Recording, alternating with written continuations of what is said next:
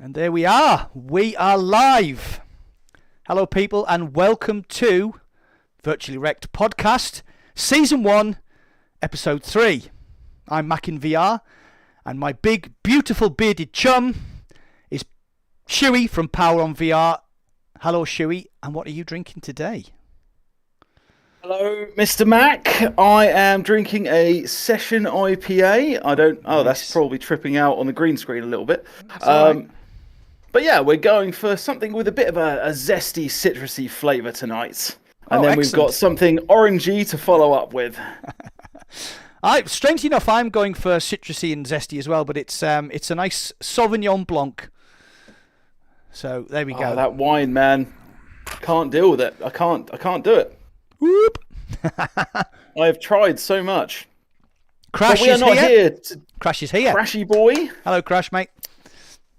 Hello, my guy. It has been a while. We need to jump on some more stuff. We do. But we are not here to talk about stuff. We are here to talk about VR. We are. I'm so excited. So we're going to kick off tonight just quickly with some sort of news segments. We've got Anthridge here as well. Hey, my dude. Hey, dude. How you doing? So, yeah, we're going to kick off with one of my favourite little mini bits of news that came out in the last sort of 7 days or so, which is SteamVR's hardware survey. Did you see the one from last weekend, Mac? I did. Now, like anybody that thinks that we script this, we don't, right? So what we do is... Genuinely, we specifically stay away from scripting. Yeah, we don't. We ask each other... We ask each other, have we got subjects? And we say yes or no. So there's no research done. This is all off the bat. But yes, I did. 60%. Nearly. Not quite. Nearly 60%. Not quite. I have the thing in front of me. It's actually, from last weekend, it's 46.2. Is that means that... Is that Quest 2? That's Quest 2. 46.2, but that means that half of all headsets are fucking Quest 2 for PC VR. Yeah. And 60% of all SteamVR users are using a Meta Oculus headset. That means Rift S. 60. Yeah, no, sorry, I was going for specifically for the Quest 2. Yeah. Exactly. Yeah, no, I didn't actually see the overall percentage. Oh, yeah. That's pretty big. It's crazy. Hey, Paradise Decay's here. How are you doing, mate? Oh, PD, how's it going, my man?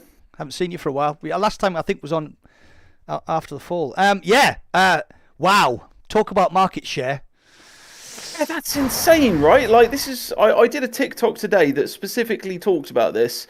It was only like 50 seconds, but the idea that a $300 headset is the driving force behind PC VR on SteamVR, because let's face it, no one's using anything else realistically. SteamVR is where the PC VR universe is. It is. That's insane. Like, the fact that ignoring the Rift, ignoring the Quest 1, because that we already just said it takes up about 14% of those ones, but 46% for the little white headset that fucking could. Yeah. That's mind-blowing. It is. I mean, we've talked about this before, and I've always said that, like, the Quest 2 is a gateway drug to VR, because you try it out, and then you think, oh, wow. And then you look at Half-Life Alyx, and you think, ooh. And then the fact that you can run it on a 1650 GPU, you know, I mean, obviously not as well as other GPUs, but the fact you can run it on such a low-end system is just mind-blowing. Mind-blowing. You know what I mean? I mean, you can run it on even less than that. Like, it depends on how much graphical fidelity and physics you actually want in your VR game. Like, there's a guy that literally uses I know what you're about to say. Bradley, thank you for dropping it, my guy. Oh, Mac's about to have a fucking nerdgasm because he absolutely loves you, my dude. Sadly, it's Bradley won my VR content creator of the year 2021 because I love his stuff. I'm blown away. Thanks, mate. Thanks for tuning in. I'm absolutely blown away. And Doomsly's here as well. Let's not forget Doomsly, because obviously Oh no, of course, the old Doomsly himself. Kal-El, we were playing with Doomsly in Zenith the other day. Kal-El was there. Yeah, we're going to get onto Zenith. We're going to get onto Zenith. We are. Because I know that it's going to dominate so much of this podcast. Yeah. So I want to get some things out of the way before we do, and we accidentally drop like 45 minutes into the never-ending void that is VR MMO. Yeah, exactly. So we've got, obviously, I mean, as Bradley just said, you know, thank you Zuckerberg for subsidizing Steam's VR platform. You're not wrong. No, you're not wrong whatsoever.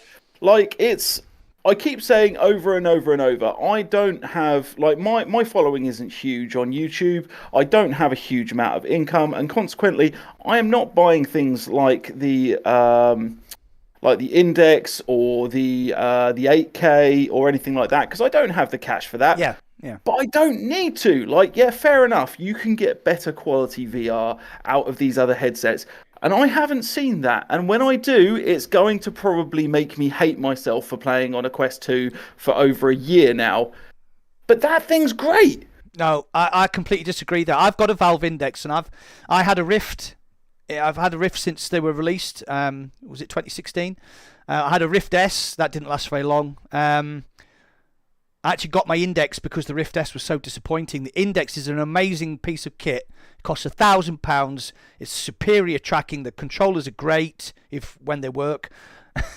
The headset is great. The audio is incredible. But the Quest 2, my little Quest 2 gets used, I think, 80% of my time in VR. And my Index gets used maybe 20%. Is that and I'm going to put this in a very sort of Suffolk UK kind of way, is it the ball ache of it that you're not using the Index, or is there another reason that you prefer using the Quest? Virtual desktop.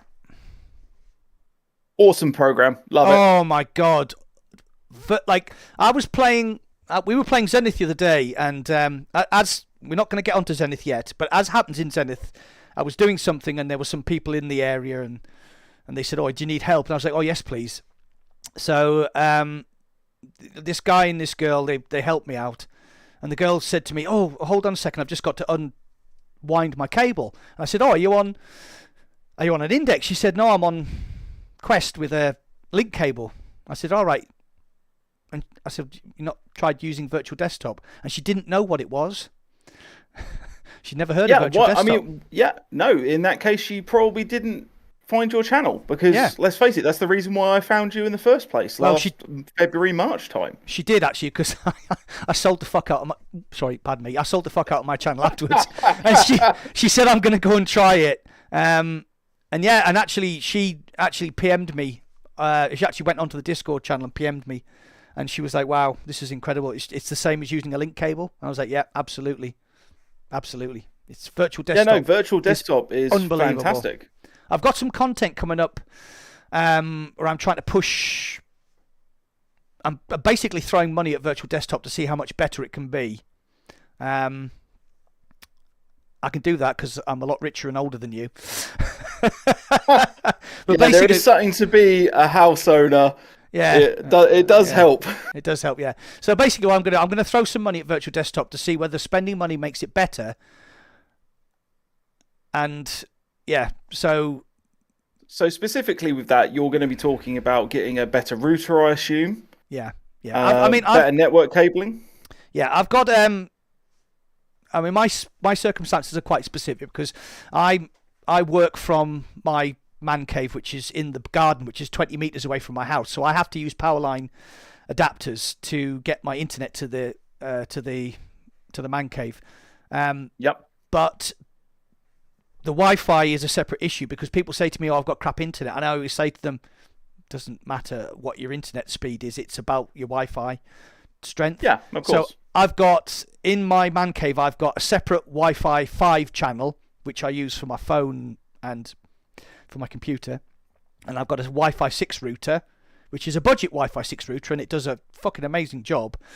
But I'm gonna push it, and it's on order. I'm pushing it out, and I'm getting one of those stupid things that looks like an alien with all the you know the what I mean, ones don't that you? look the ones that are designed for gamers to buy because they look like a gamer device. Exactly. Yeah. And so I'm going to try. Sorry, I'm just curious whether throwing money at the problem makes it better or not. So that's going to be the basis. So that's going to be coming out next week sometime. So I'm quite excited about that because obviously virtual desktop is a big part of my channel. Sorry. It's a huge part of your channel. Yeah, I'm missing out on the chat here. So I mean, I'm going to try and guess then what Wi-Fi router I think you own currently. Bear in mind, chat, I have never been to Mac's house. I do not know where he lives in any way, shape, or form. Unless he's outside. He's outside. Yeah, I'm inside the building. He's behind I reckon you probably did what I did, and you probably own a TP-Link AX 1200. That would be my guess. Is spookily correct because that is the best budget Wi-Fi 6 router on the market. I disagree slightly. There was one other that was cheaper and did exactly the same thing, but you could not get it for love nor money in the UK, and which is why I went for the AX 1200. Which is it is a TP-Link, and it was part of the Archer family. Is it the 1500? I can't remember. No, it was. I think it might have been the 900. Yeah. But everything about it that I needed actually was completely fine and it was, I think, £18 cheaper. All right. And so, but I couldn't get hold of it, so I bought the 1200. Yeah. And that one cost me, I think, £100. Yeah, it did. Yeah. Best upgrade I had for VR in a long time. Yeah, absolutely. So, if you're going to use a dedicated router for virtual desktop, then like for money, you can't beat it. You know, you get your Quest for £300. You buy your Elite strap for £119. You then buy your VR cover and you upgrade the headphones to the Logitech G933. Oh no, sorry, the 333. And then you get a new router. So in fact, your £300 headset costs over £600. And the PC to run it on, which you can see in the background. Yeah, I was going to say the PC to run it on, and then you've got your sort of more haptic-y upgrades and your gun stock and the green screen stuff if you're doing, but that becomes content creation stuff past that point. But yeah, I've spent that thing is fucking gorgeous, and I still need to get myself one. It's on the list of things that I want. Oh, this is amazing. I mean, you know, I've done a video on this, and it is quite expensive. It's another £300. You could get a Quest 2, but oh wow, this is just an incredible piece of kit. So anybody from ProTube VR is watching, then yeah, Force Tube. This is the Pro Volva, but a Force Tube with a mag tube. Yeah, brilliant. I'm just going to hang it back up again because it's quite expensive. I don't want to drop it on the floor. Do you know what? I had somebody specifically comment on a video of mine. It was a TikTok video, and you get lots of. It's not broken. Sorry. Yeah, you get lots of videos on TikTok, and there's quite a lot of people that are just there to troll, whatever, right? But the same comment kept coming up, which was when I was talking about the Tact gloves from B Haptics, and they're going to come out at $299. Okay, yeah. Everybody was saying, you could buy a headset for that. You could buy a Quest 2 for that. I was like, why? I have one. That's the reason I'm going to buy it. Exactly. Let's not it's talk. Such a stupid reason to put out there. Like, you could buy another headset for that. Are you planning on breaking my headset? Yeah. I don't plan on breaking it. Somebody commented on one of my virtual desktop videos the other day, and he said virtual desktop is crap because I already paid for a cable. Okay. That's ridiculous. That's a whole different kettle of fish. Right. Yeah. I mean, I'm sure that Brad, with his subscriber count up here, has to deal with a commensurate number of idiots way above what we have to deal with. But sometimes you just look at the comments and I read every single comment on my channel. I read every single one, and I try to reply if I think it's relevant. But sometimes you just look at the stuff and you just go, oh dear. I don't. If people want to be, if people are being idiots, that's fine, right? I will try and correct them, or I'll ignore them. And it's only when someone's being specifically a wanker that I will actually remove the comment. You need to explain what a wanker is, because we have people who are watching who might not understand that fantastically beautiful English word, which just describes somebody perfectly. Okay, so British wanker slang is probably the equivalent of calling someone in the US an arsehole. I mean, we use the word arsehole here quite regularly, but wanker has like this slight different connotation to it. It's like a nuanced, you're an arsehole. Oh, no, you know, you're it just sort of wanker. flows. Yeah, it does. You're a wanker. Because you can really get the wang. Right, that sound to it, you know, when you had a couple of beers. So, Brad's just commented, it definitely gets to the brain sometimes. It is really true. I mean, like on my channel, you know, we're just about to hit 11,000 subs, and, you know, 99.9% of my comments are questions or positive comments and anything like that. But I can remember every single shit comment I've had. I did a review of Zero Caliber Reloaded. And when it launched, I didn't like it. The devs have fixed it. It's a great game. If you haven't had a chance to play it on Quest 2, get 3 friends together and play it in co-op. It's amazing. But that's a different story. When it first came out, I didn't like it. So one guy said to me that I should delete my channel and kill myself. And all the comments I've had where people have said, "Oh, Mac, thank you for the virtual desktop. You know, thank you for this, thank you for that." That I remember that one comment. That 99.99% of positivity destroyed by the 0.01 wanker. You know the thing, right? If someone actually said that to me, right? If someone was actually that fucking brutal, if someone was to actually say on my channel, "You're a cunt, kill yourself," right? That person I would have time for. I would sit there and I would call him a bastard, and I would set every single one of my followers on him, right? Not DDoS levels, nothing like that, but just like comment bomb him into fucking oblivion about how much of an absolute prick he is.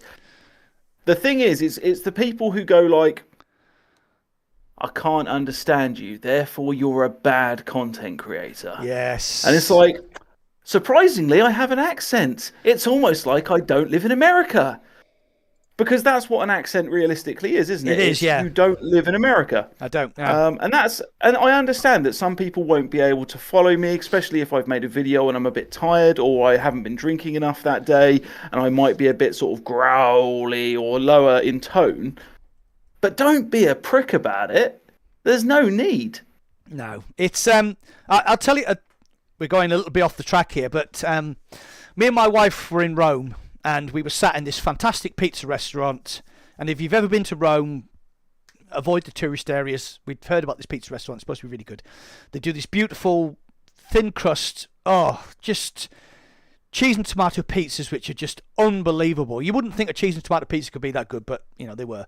So me and my wife were sat there eating this pizza, and I always remember this. There was a lady sat next to us with her son, and she'd obviously heard us talking, assumed that we were American, and she leaned over and said, "The pizzas aren't like they are back home, are they?"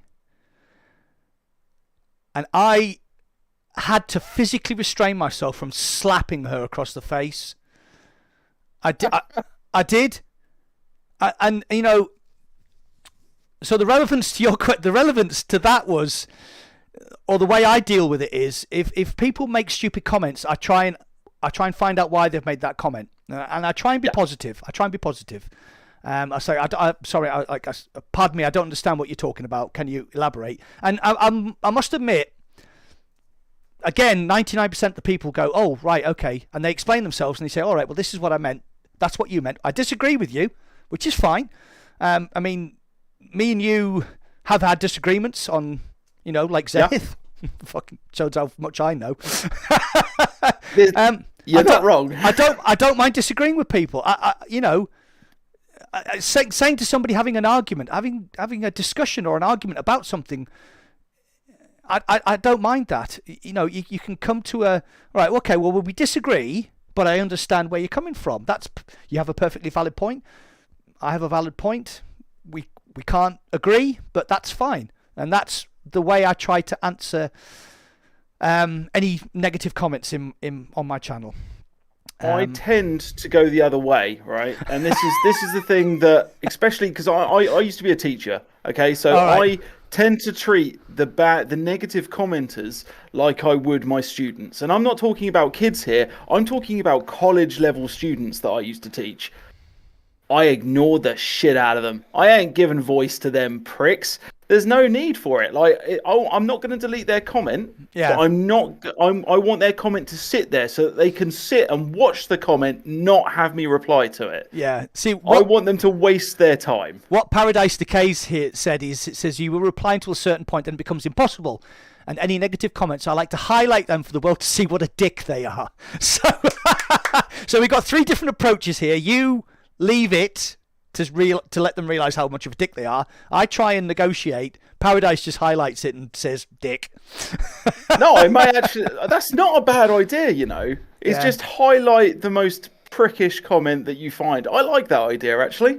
But let's move on to another bit of news, shall we? Yeah, we shall, because we went off on a tangent there. Oh, I'd just like to say that our favourite pensioner is in the chat. Mr. Weebs. Mr. Weebs. Hello, my guy. How you doing, mate? So the next one I want to go over. HB's in as well.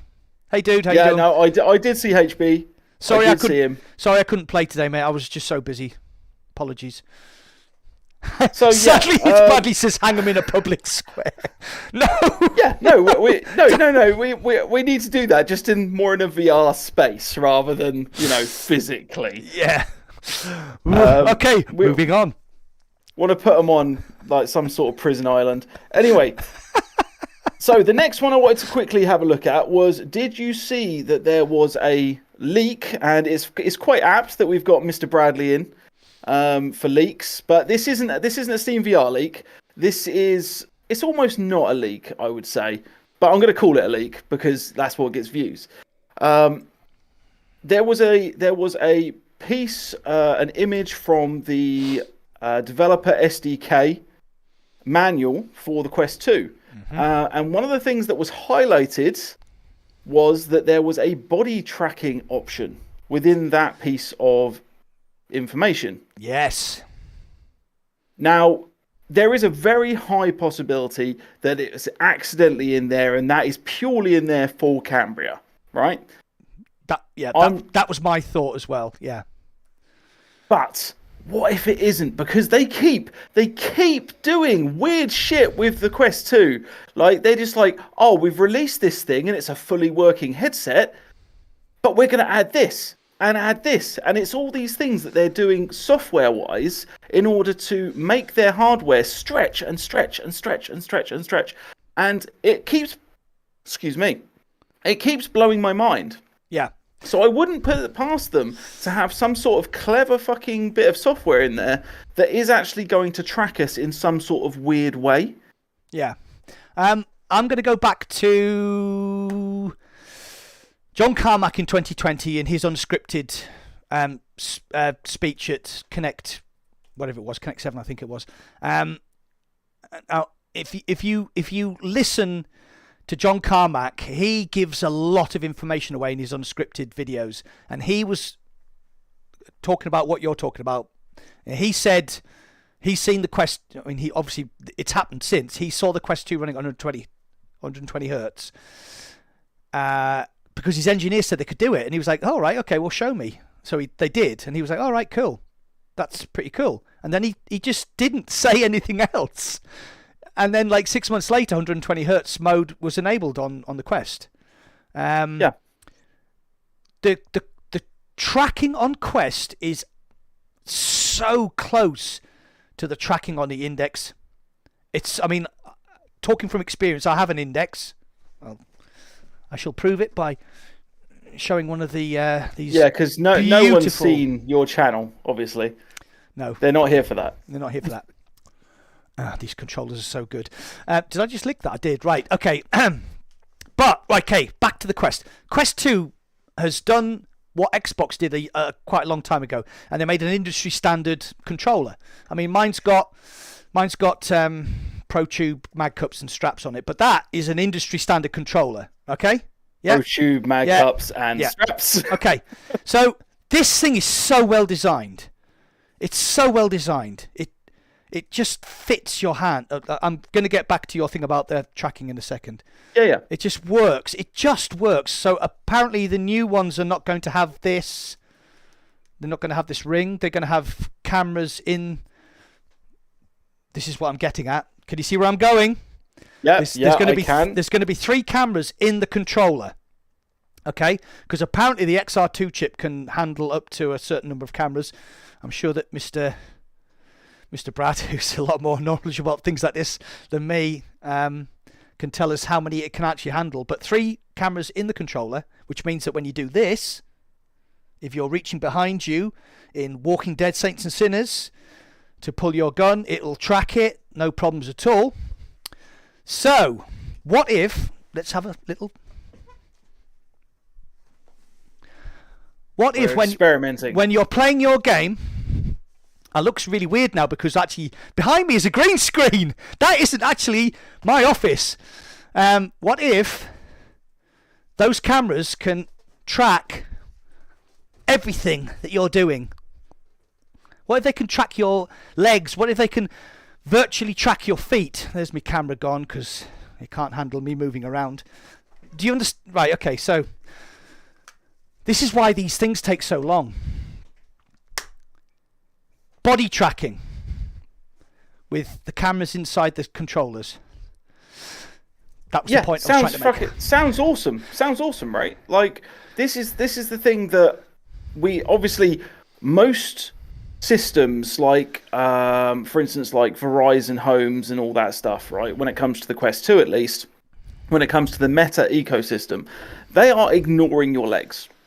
And I don't think that's a bad shout. Like, you've even got games like Rekin Krew. It doesn't give a shit about your legs. Because you don't need legs.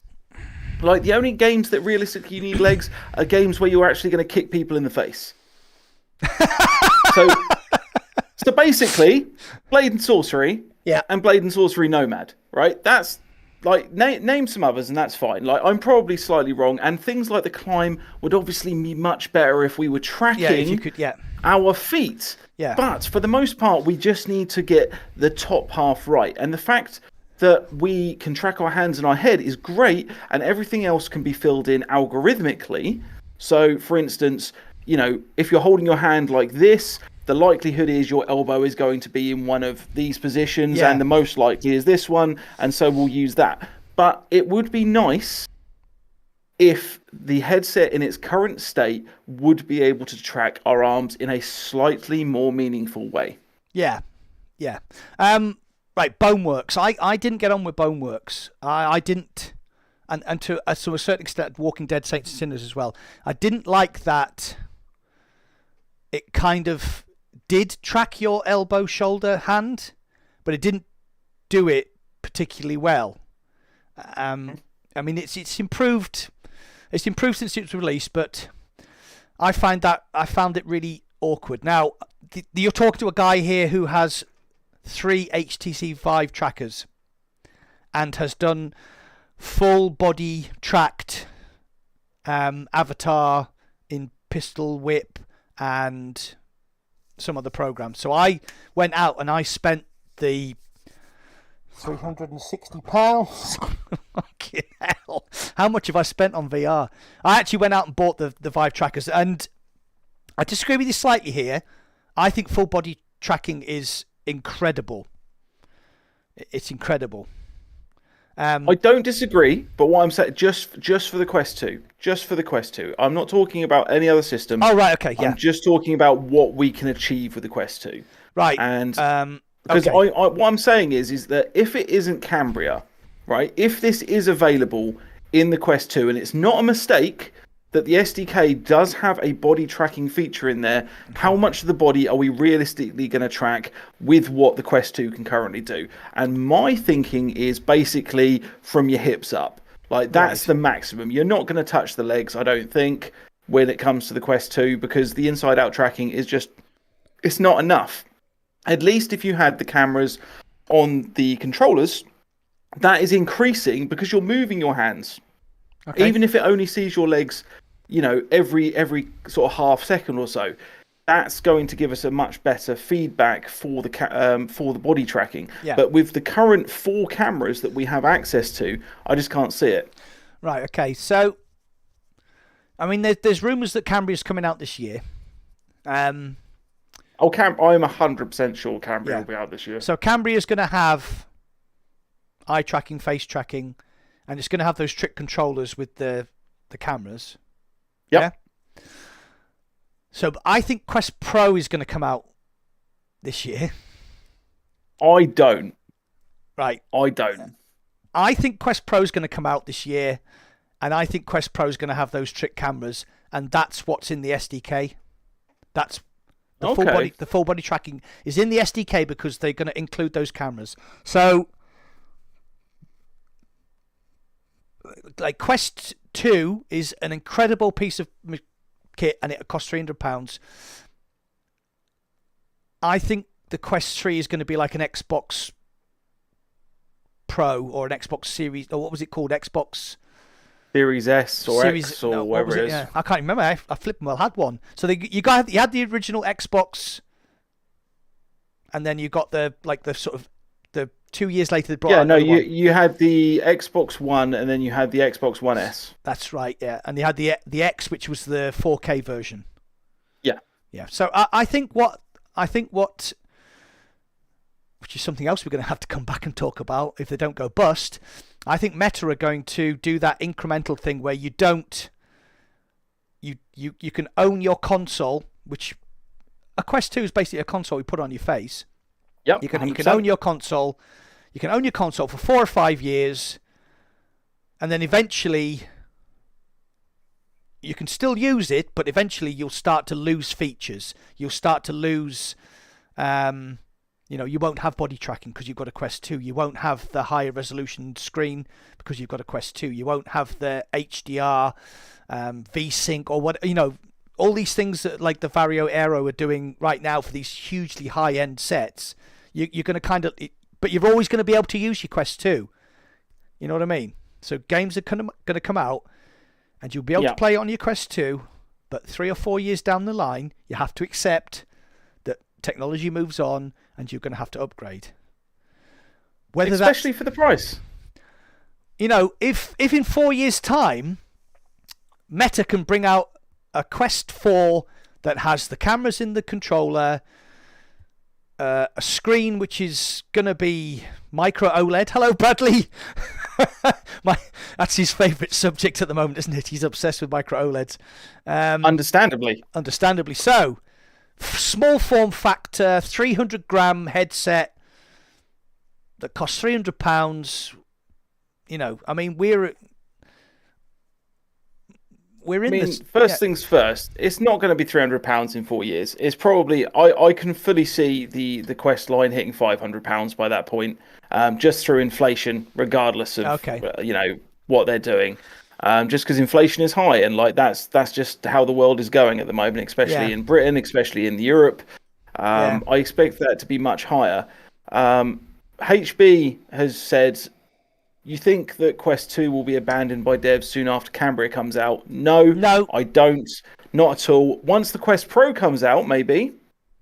Once the Quest Pro comes out, similar to what they've done to the poor little Quest 1. Yeah. But not for Cambria. Cambria, you have to take Cambria as a separate thing, right? So Apple are going to release their headset once they sort out their cooling problems.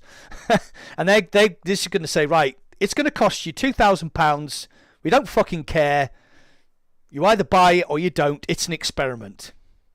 Yeah? Cambria is a similar thing. It's gonna be expensive. We've talked about price. It's going to have incredible features, face tracking, body eye tracking. It's going to make this metaverse avatar thing that Zuckerberg keeps talking about, where you're going to have unfortunately a face like mine, and you're going to see me talking and enunciating and moving my eyes around in an avatar. That adds a human aspect to it. Which we need. Yeah, it does. Yeah, the screens are going to be great. I'm not so sure they bothered about audio because I think people just sort of accept that the audio on the Quest is good. It's okay. It's not bad. It's not bad. I've always said it's adequate.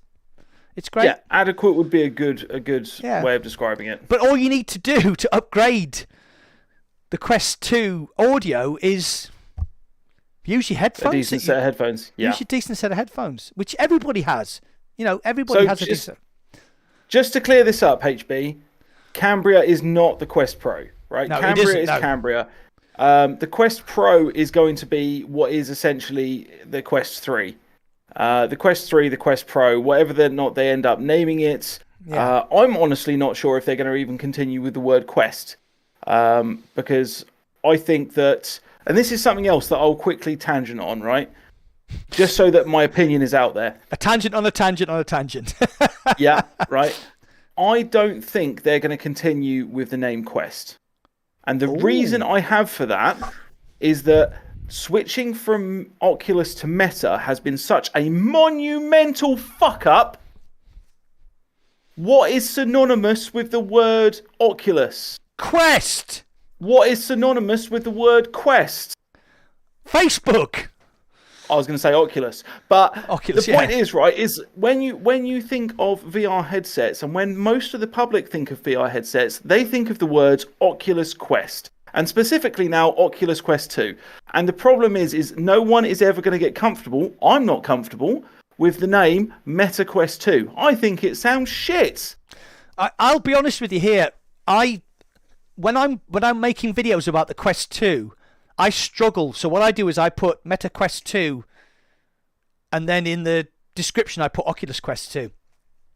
Because it's like Dyson make vacuum cleaners, right? So what would you say? Oh, Dyson make Hoovers. Hoover's a brand name.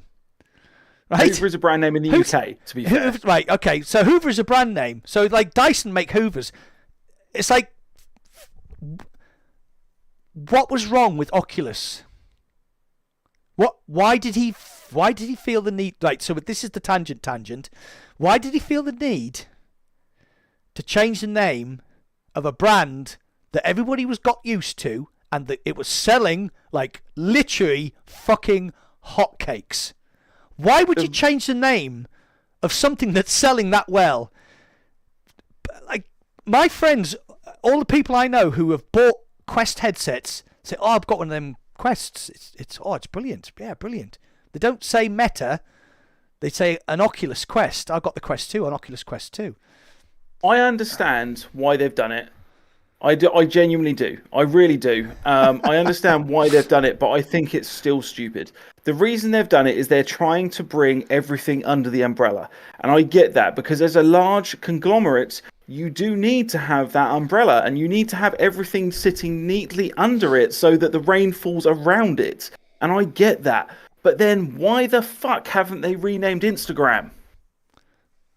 Or yeah, I agree. So we had this exact same conversation in the last podcast about the trunk monkey, that we need to have somebody in a meeting who doesn't know what the fuck is going on and has to sit there and say, that is a fucking stupid idea. You've got a brand. Everybody knows what an Oculus Quest is. There's a load of excitement about it. Do you think a 10-year-old kid gives a crap whether it's called an Oculus Quest or a Meta Quest? It's just called an Oculus Quest. It's just a quest. It's a quest. They care about the ability for it to play Gorilla Tag. That's what 12-year-olds care for it to do, right? Yeah, they don't give a shit what it's called. They want to go on VR chat and abuse people.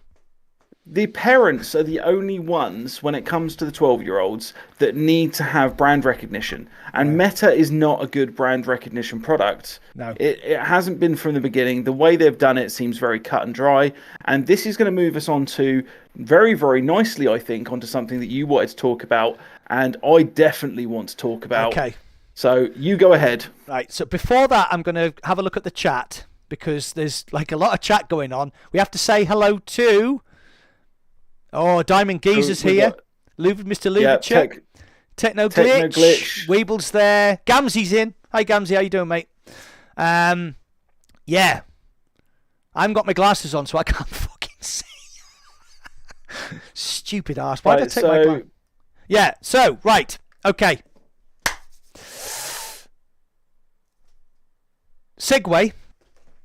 I was on my phone and I was saying, oh, for fuck's sake, Metaverse, what's up with you? I said, getting bloody adverts on Facebook, right? Advert, post, advert, post. And she said to me, I don't get adverts on Facebook. And I kind of looked at her and went, eh? She says, oh, bearing in mind she's on Apple. She's on Apple iOS. And she said, oh, I opted out. They can't track my data anymore. And I was like, what? So I'm just unlocking my phone because it's gone to sleep. And I kind of heard about this, that Apple were going to do this thing where they were going to stop third-party cookies. So basically I'm going to talk about cookies. Apple have stopped third-party cookies from being able to track your apps on your phone. So they basically freed you from your data being processed by advertising companies and you being targeted by advertising companies. Can we just wait before you carry on, just so that we're clear, from other companies? Because Apple will still track the fuck out of it. Right. Just so that we're clear.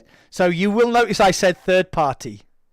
Yes. Right. So first, I just wanted to make it clear to everybody. Yeah. Okay. First party cookies are still a thing. Yes. But they are less intrusive, and that's fine by me. You know, my wife wife on her phone has opted out of all third-party app tracking her, so she doesn't get the weird thing when you're talking about pasta, and the next thing you do is you get an advert for pasta on your thing. Anyway, so the interesting thing that I saw, because I basically got this. I was reading this article on why what we're going to talk about happened, and basically Google are talking about doing the same thing. So you're talking about massive companies, Apple, Google, and they are stopping companies from tracking you via third-party cookies, right? Facebook, Meta aren't, and in their earnings revenue meetings that they have, they said that preventing third-party cookies from tracking data would cost the company $10 billion in the next year. And their shares went fadumph. They lost, and this like Mark Zuckerberg himself lost nearly 30 billion. That's just one person. His company lost nearly 25% of its value. It lost 230 billion overnight on the stock market because of third-party cookies. Yeah, how much is that information worth? If a company like Facebook, Meta, lost a quarter of its value overnight when they put that in their revenue, earnings revenue, it's... They tried to fob off most of their losses on a huge, because like it wasn't just the third-party cookies that tanked it. There was other circumstances, and that's partly what I wanted to talk about. Was they put into their revenue earnings, their sort of their end of year jobby, their quarterlies, whatever it was they did, that they had lost so much money because they had ploughed so much money into their new metaverse idea. Yeah. Right? Yeah, that was what I was going to get into next, I'm calling bullshit. 100% bullshit on that. And do you know why? Because nobody is using Facebook and Instagram anymore. Nobody wants those fucking adverts that Apple have just, like, in honesty, I think Apple might have actually done Facebook a fucking favour in that regard. Okay. Because that might actually keep some people who use Apple still using Facebook. I use Facebook for Messenger. Yeah. I use Facebook begrudgingly for my PowerOnVR page, which honestly receives so little people that I barely do anything with it ever. Yeah. Yeah. Like, it probably accounts for 0.1% of my traffic, which is Yeah. great. You know, it does provide some traffic, Yeah. but it's not necessarily traffic that wouldn't get there any other way. So nobody is using Instagram in America and in Europe for the most part. China and India, they're pretty big on Instagram, oddly. It's very surprising with China. I know. But there is an inordinate amount of Asian videos through their reels because they're not using TikTok and they're not using YouTube Shorts. Yeah. Okay. But this is what I think is their main revenue loss, is that the only people left on Facebook are boomers. Right. Yeah, like me. I like to post pictures of my dog and my dinner. Yeah. So one of the other things I wanted to talk about with this massive loss, and I think it's related, is that basically Microsoft and other companies of that ilk, Meta, Facebook, have been aggressively recruiting engineers, software developers, and anybody who has any talent in the VR market to their Metaverse, which I'm guessing, if you're thinking about the Ready Player One Metaverse, which is what I would like to get interested in, is a decade away at least, 15, maybe even 2 decades away. And I think they've ploughed so much money into it and gone, oh yeah, focus. And again, it's something that John Carmack said in his unscripted speech, and he said this directly. He said Mark Zuckerberg said there's going to be a metaverse, so now these massive wheels are turning. And I think there's been like a lot of people have sat back and gone, a decade? Really? You're going to plough that much money into something that's a decade away? And there's been a pullback, which has coincided with the Apple and Google cookie thing. I think it's like a perfect storm of bad juju. The thing is, right, anybody that says you've put money into something that's a decade or more away is a fucking idiot. Because how many of you in the chat right fucking now would love to go back a decade and stick a single pound into Bitcoin? And you are talking to somebody who has a lot of Bitcoin. See, you're talking to somebody that lost a hard drive with Bitcoin on it. No! You lost your .dat file! I lost the entire fucking hard drive. Oh! You're not going to go fucking digging up a rubbish dump somewhere in fucking... No, because honestly, I don't know where I lost it. That's how long ago it was. I've moved 12 times. In the last 15 years, I've moved 12 times. Oh, dude, I feel for you. It's fucking gutting, but I'm over that shit. That's fine. I'll keep buying my Shiba Inu, and we'll go down that route instead, because, you know, I'll just be poor instead. Well, what I did, and this is a lesson, children, is about 5 years ago, I took some money out of a property that I own and I put it into Bitcoin. I didn't put it into Bitcoin. I put it into BitConnect. And I put some of it into Bitcoin. BitConnect fucking stole £10,000 of my money. Ugh. But 5 years later, I'm net zero because Bitcoin has done okay. My wife has forgiven me. She's a very tolerant young lady, and I love her to bits. And I'm thinking, well, in 5 years' time, that Bitcoin will be worth a lot more money. So actually, in the end, it worked out okay. But it's a long-term thing. Anybody that buys into Bitcoin thinking they're going to make a fortune in fucking a year is an idiot. No, it's a retirement plan. I get that. Like that's the reason why I am putting so much money into Solana. It's the reason why I've got money in Shiba. It's the reason why I've got money in What else am I in at the moment? Like Decentraland, actually. Yeah. I am big into Decentraland. I'm just going to take a quick look at the chat here. Sorry, because it's been Once going again, on. going for the the Metaverse thing. I'm looking 10 years ahead. I'm not looking next year or the year after. Admittedly, I've had some particularly terrible investments with Time Wonderland and Ohm as well. They've been pretty terrible. No, Gamzee lost a whole Bitcoin. Dude. Oh, mate, that sucks. Fuck, that sucks, dude. Oh, my God. Paradise Decay, my dad was a miner. He never found any coins. My granddad was a miner in the Durham coalfields. He never found any fucking Bitcoin either. My granddad was also a miner in Yorkshire. He never had anything. No. So we've talked about. We haven't talked about Wanderer yet. I want to talk about Wanderer because I haven't played it. Yeah, You have. yeah. Okay, so Yes. we got kind of sidetracked with the Bitcoin stuff. Right. So Wanderer, I haven't played it. Why should I play it? You should play it because honestly, this is the closest thing I think you'll find to Half-Life Alyx. Wow. Really?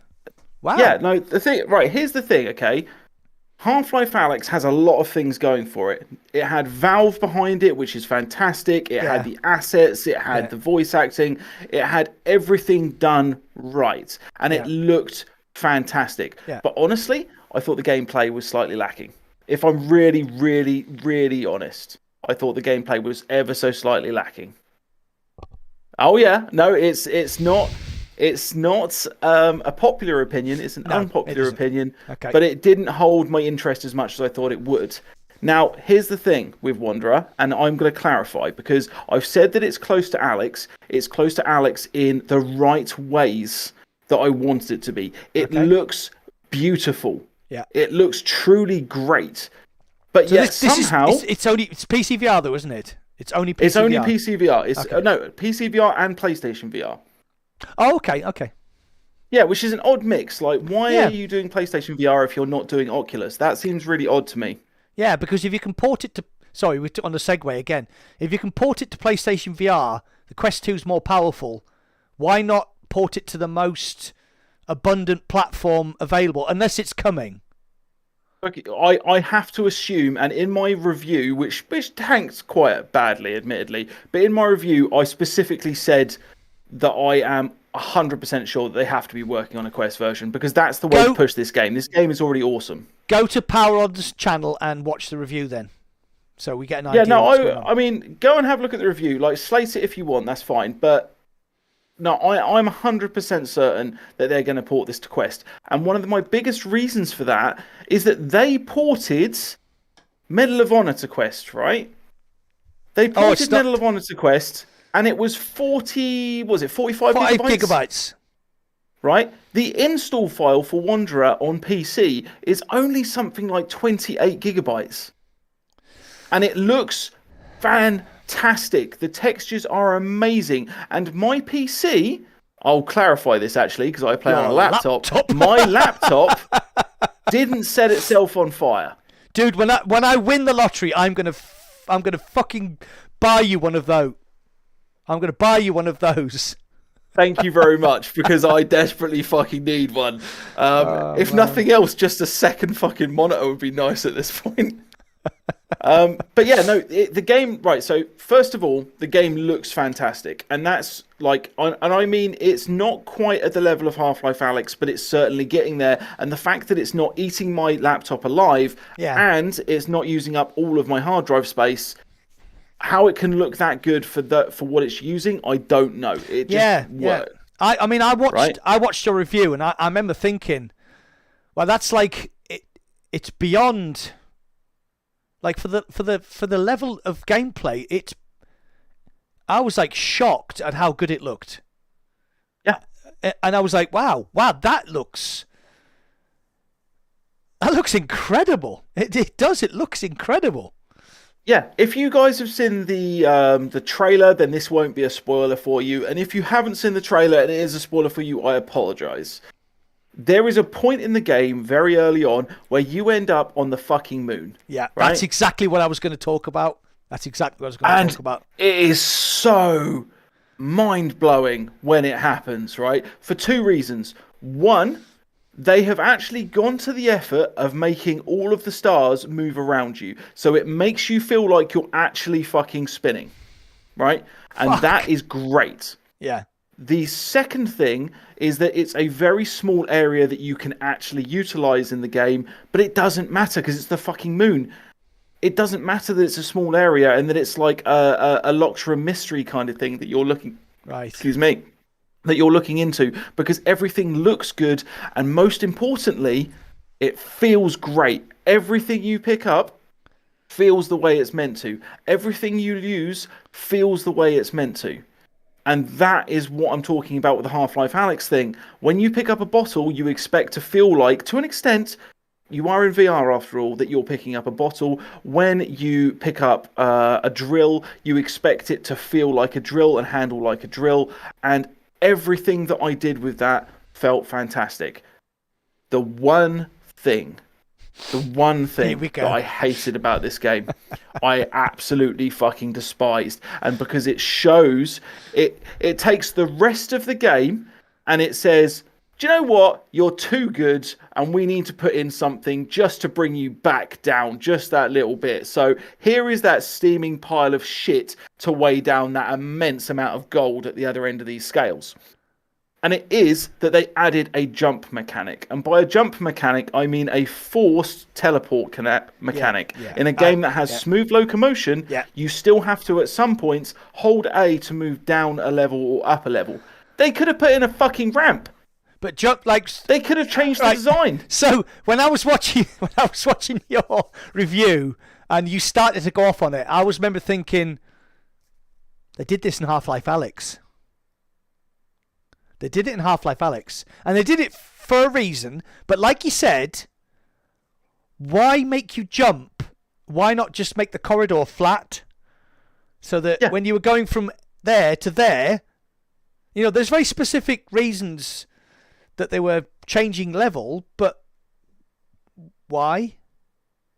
Yeah, and like the thing is, right? And I started laughing because the one thing that Half-Life Alyx was never criticised for was the teleport. Yeah.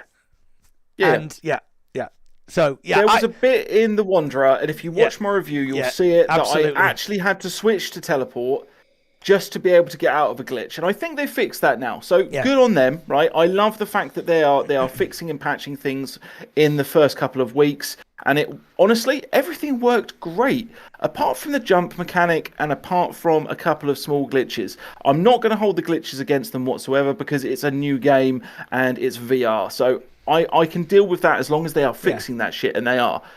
But the jump mechanic, I will not forgive them for. It shows a lack of design. Right. Okay. So, the overall feeling I got when I watched your review was that it was near to greatness. Yeah.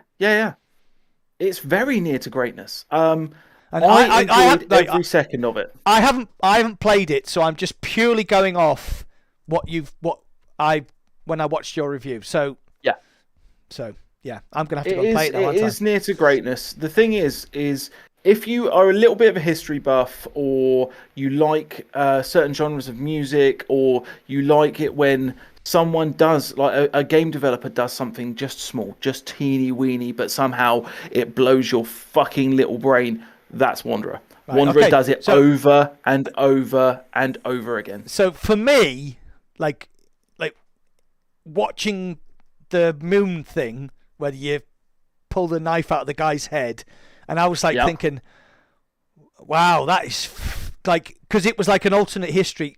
You know, I mean, I like the Man in the High Castle kind of TV programs. I love if shit you like that. I love if shit you like that program, you will like this very much. Why haven't I played it?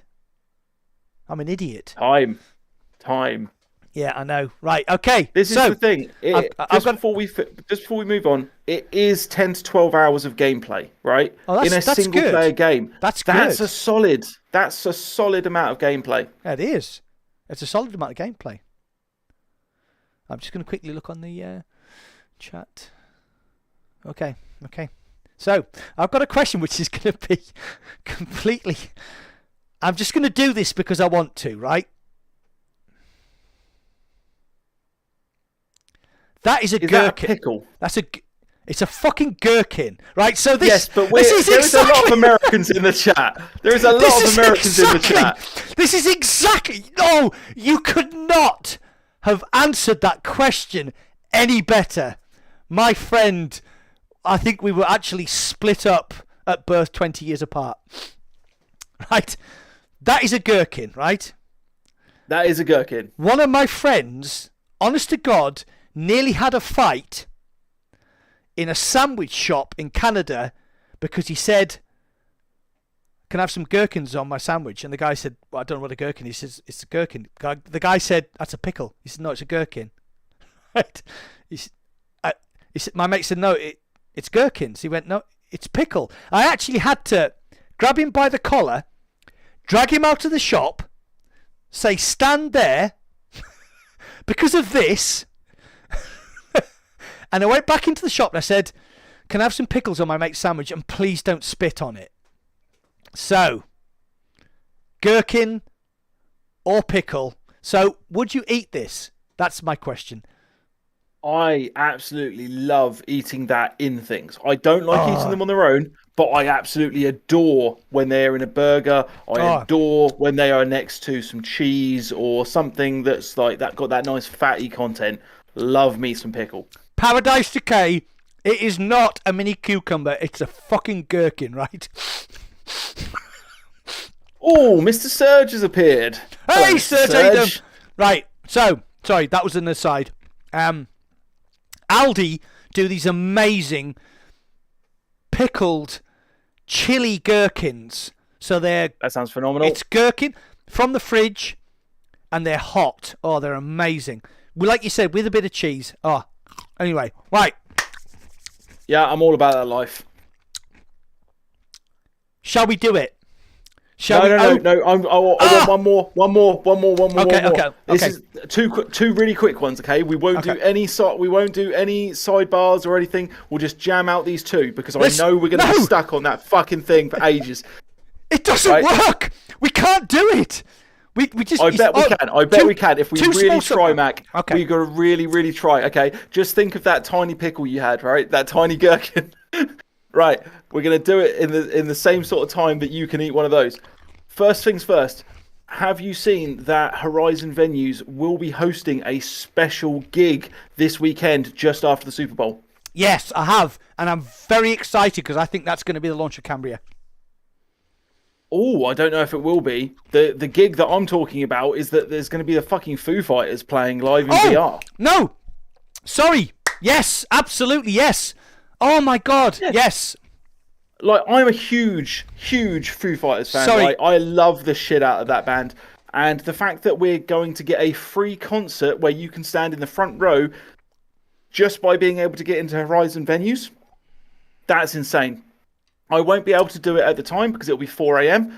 But when I wake up, I will be there watching it because it will be on for the entire rest of the month. So if you like the Foo Fighters, definitely check it out, people. It's going to be amazing. And how could you not like the Foo Fighters unless you're one of those R&B? I don't mind a bit of R&B. Oh, for God's sakes! I knew that was going to fuck you up. I knew that was going to fuck you up. Talking over somebody else's music. Oh, get me started on R&B. Right. So, okay, so that's number one. Right, no. If the band doesn't have a guitar player, a bass player, a drummer, and a singer, they have no place, apart from Royal Blood, who only have a singer and a keyboardist and a... okay, that's... Okay, what about... Question. Okay, no. You wanted to jump into this. You wanted to point out that. What about the White Stripes? What about the fucking White Stripes? I knew we couldn't do it. You started this shit. The White Stripes. I was happy to move on. White Stripes are my favourite band in the world ever. Jack White and that fucking idiot and ex-wife of his who couldn't play the drums to save her fucking life. Just one of the greatest... It's one of the greatest bands that has ever been. ever. Right, I've triggered Mac, everybody. You have triggered Mac. We're going to move on to my last tiny bit of information, right? I told you we couldn't and do this it. this is a small. This is a plug. Okay, it's not a plug for me, and it's not a plug that I've been asked to make, but it is a plug because I genuinely believe in what they're doing. Okay, when it comes to VR, and that is the Virtual Athletics League. Have you heard of these guys? I have, yes. Yes, I have. Have you done any of the Virtual Athletics League's competitions or any of their tournaments that they've run? I've been approached to do the Onward and I think they did a pistol whip one, but I don't know why. But whatever happened, it kind of petered out. But yes, I'm fully on with that. Yes. So last year I jumped in and I thought I'd give it a try because I just started content creation. And I thought it would make for a good couple of videos, right? Okay. And so I delved into a couple of the different games that were available. So first of all, the Virtual Athletics League, what they do is they run 2 or 3 tournaments a year, right? And it's not just one game. They run like 15 or 20 or 30 games. And a lot of these games not only have like games up as prizes, they have real money up as prizes. Okay, they have some of their games are like $1,000 for the top prize, right? For just playing the games that you already play. And these games are including like Onward, Pistol Whip, Walkabout Mini Golf, Arizona Sunshine, loads and loads of the different athletics games. And they're usually score based or they're sort of speed runs and things like this that you can enter with. But it's actually a really good system to get involved in, and it runs over like 6 or 8 weeks. I'm a massive fan of this, right? Okay. Not least of which because last year I actually won the Arizona speedrunning competition, and I got $500 for that.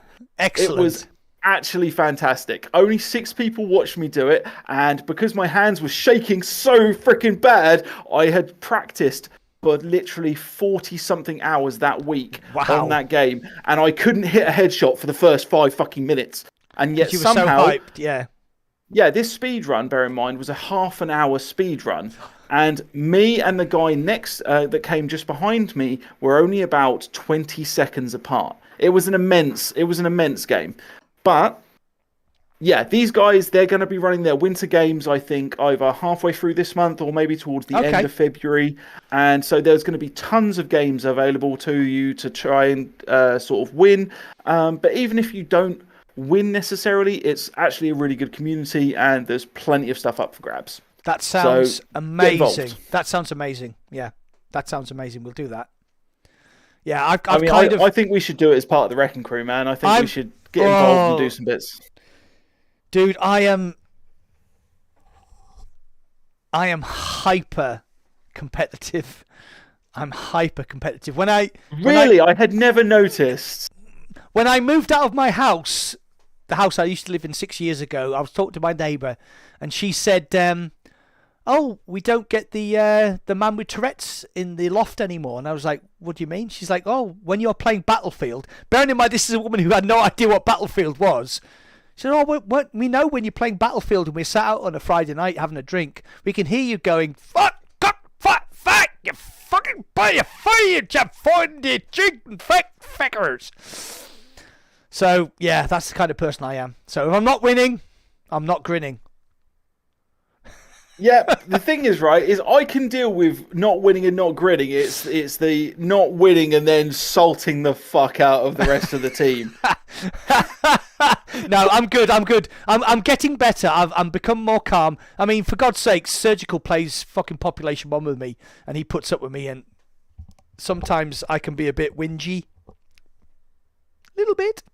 But then I don't play Population 1 very often, and he's like a fucking legend, so we'll let him off with that. Okay. Right, so yeah, now that's all of my... I mean, I have more if we want to come back later, but yeah, let's dive into what I'm more you want to jump concerned. into. I'm more concerned. Are you feeling okay?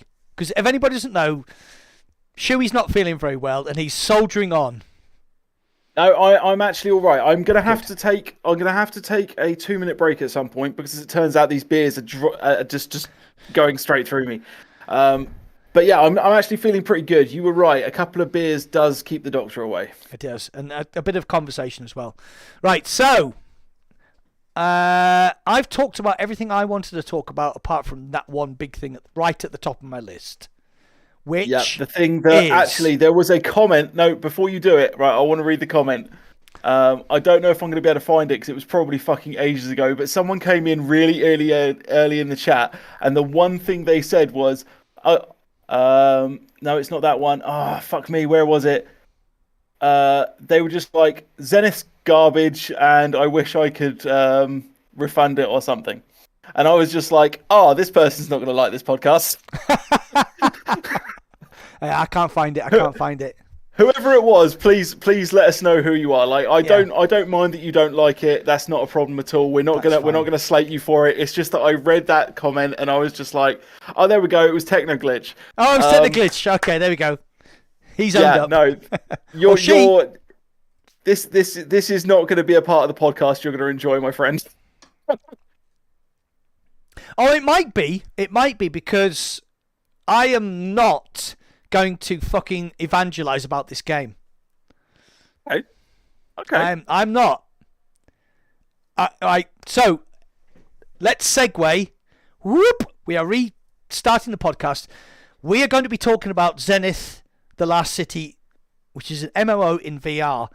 And I've done a review and I thought it was great. I didn't think it was perfect. Oh, not at all. I had some criticisms. But we've played a lot. I mean, me and Shuey have played a lot.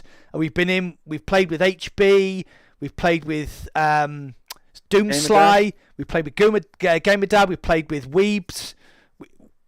We've played a lot over the past 2 weeks, haven't we?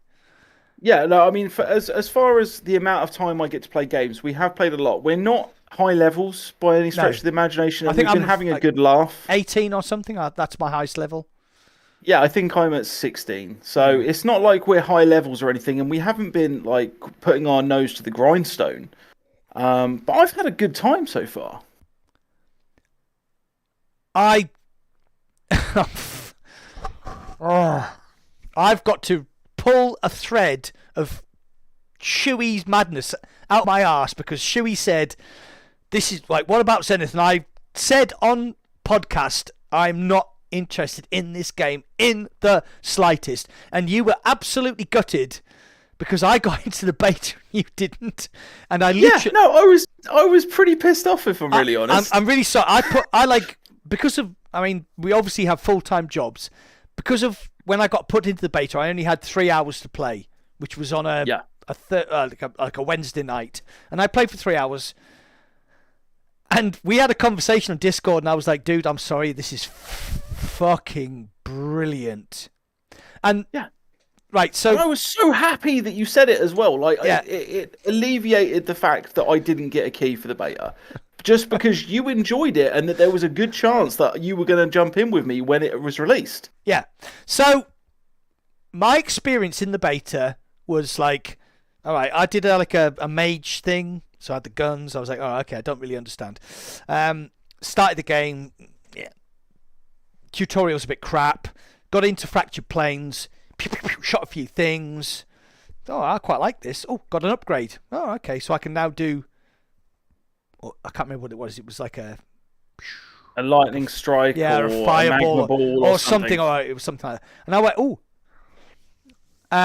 So I play Destiny a lot, and I know you like... poo-poo, like, because Destiny isn't an MMO, it's a shooter RPG. But I play Destiny a lot, and I ground my fucking heart out to get the Crota raid armor, the full armor. I mean, if you know what Destiny is and you know what Crota is, and we were doing this on like the highest level, and I ground to get this armor, and it eventually managed to get it. I mean, there's a post on my Facebook account which turns up every year that says it's like me in the armor, whoop, like this, and when I got those upgraded guns, I was like, "Oh shit!" And I realised right at that. See, you're laughing because you know exactly how I felt. Yeah. I just went, "Oh shit, that's the end of my life because I'm just going to be playing Zenith now to upgrade until I get to level 40. And then when I get to level 40, they'll bring in a new character, the Cyber Ninja, which we're going to talk about later. Yep. And raids, just like even before that, you've got raids to do, like 10-man raids, which is not a huge number of people, which is great because it means that you can actually get these raids going fairly well. And if we can get everybody in the Rekin Krew guild to level 40, and we actually get a decent dynamic of tanks, healers, and DPS, I think, we could actually start doing some really good shit on that. Yeah. So some of my greatest memories playing video games was doing the raids on Destiny, because you would go on looking for group LFG, and they'd say, we're looking for a whatever. I mean, it's been such a long time since I played Destiny, I can't remember. We're looking like, you have to be this, you have to have that gun, you have to have this ability. And like, I say, all right, I've got that. And they were like, right, perfect. This is our strategy. This is how we're going to do the raid. You need to do A, B, C. And because I played so many times, I knew exactly what I was doing. So when we were doing whatever part of the raid, I would create my bubble. I would DPS the ads. I would create a bubble, make sure my friends were all protected. And it was incredible because you were playing with people who you didn't know. You didn't know them. But they were like, this is my role. That's your role. This is his role. And that's her role. And it was some of the best moments I've ever had in gaming. There's a very military-esque-ness to it, isn't there? Which I'm sure appealed to you quite a lot. It did, yeah. But the thing is, going back to Zenith, it's not great. It's not great yet. It's really good. Yep. It's really good. It has the potential for huge amounts of depth, but it's not great yet. They need to bring those raids in. They need to bring the full like the guys who've got to level 40. They need to bring that, what they call, they got end game content, don't they? The raids. Yeah. They need to have a raid. I mean, like, for at the moment, like, there's one dungeon in Fractured Plains which is really good fun to go back into, even if you're quite high level, because it scales. But that's the only one in the game that we found so far.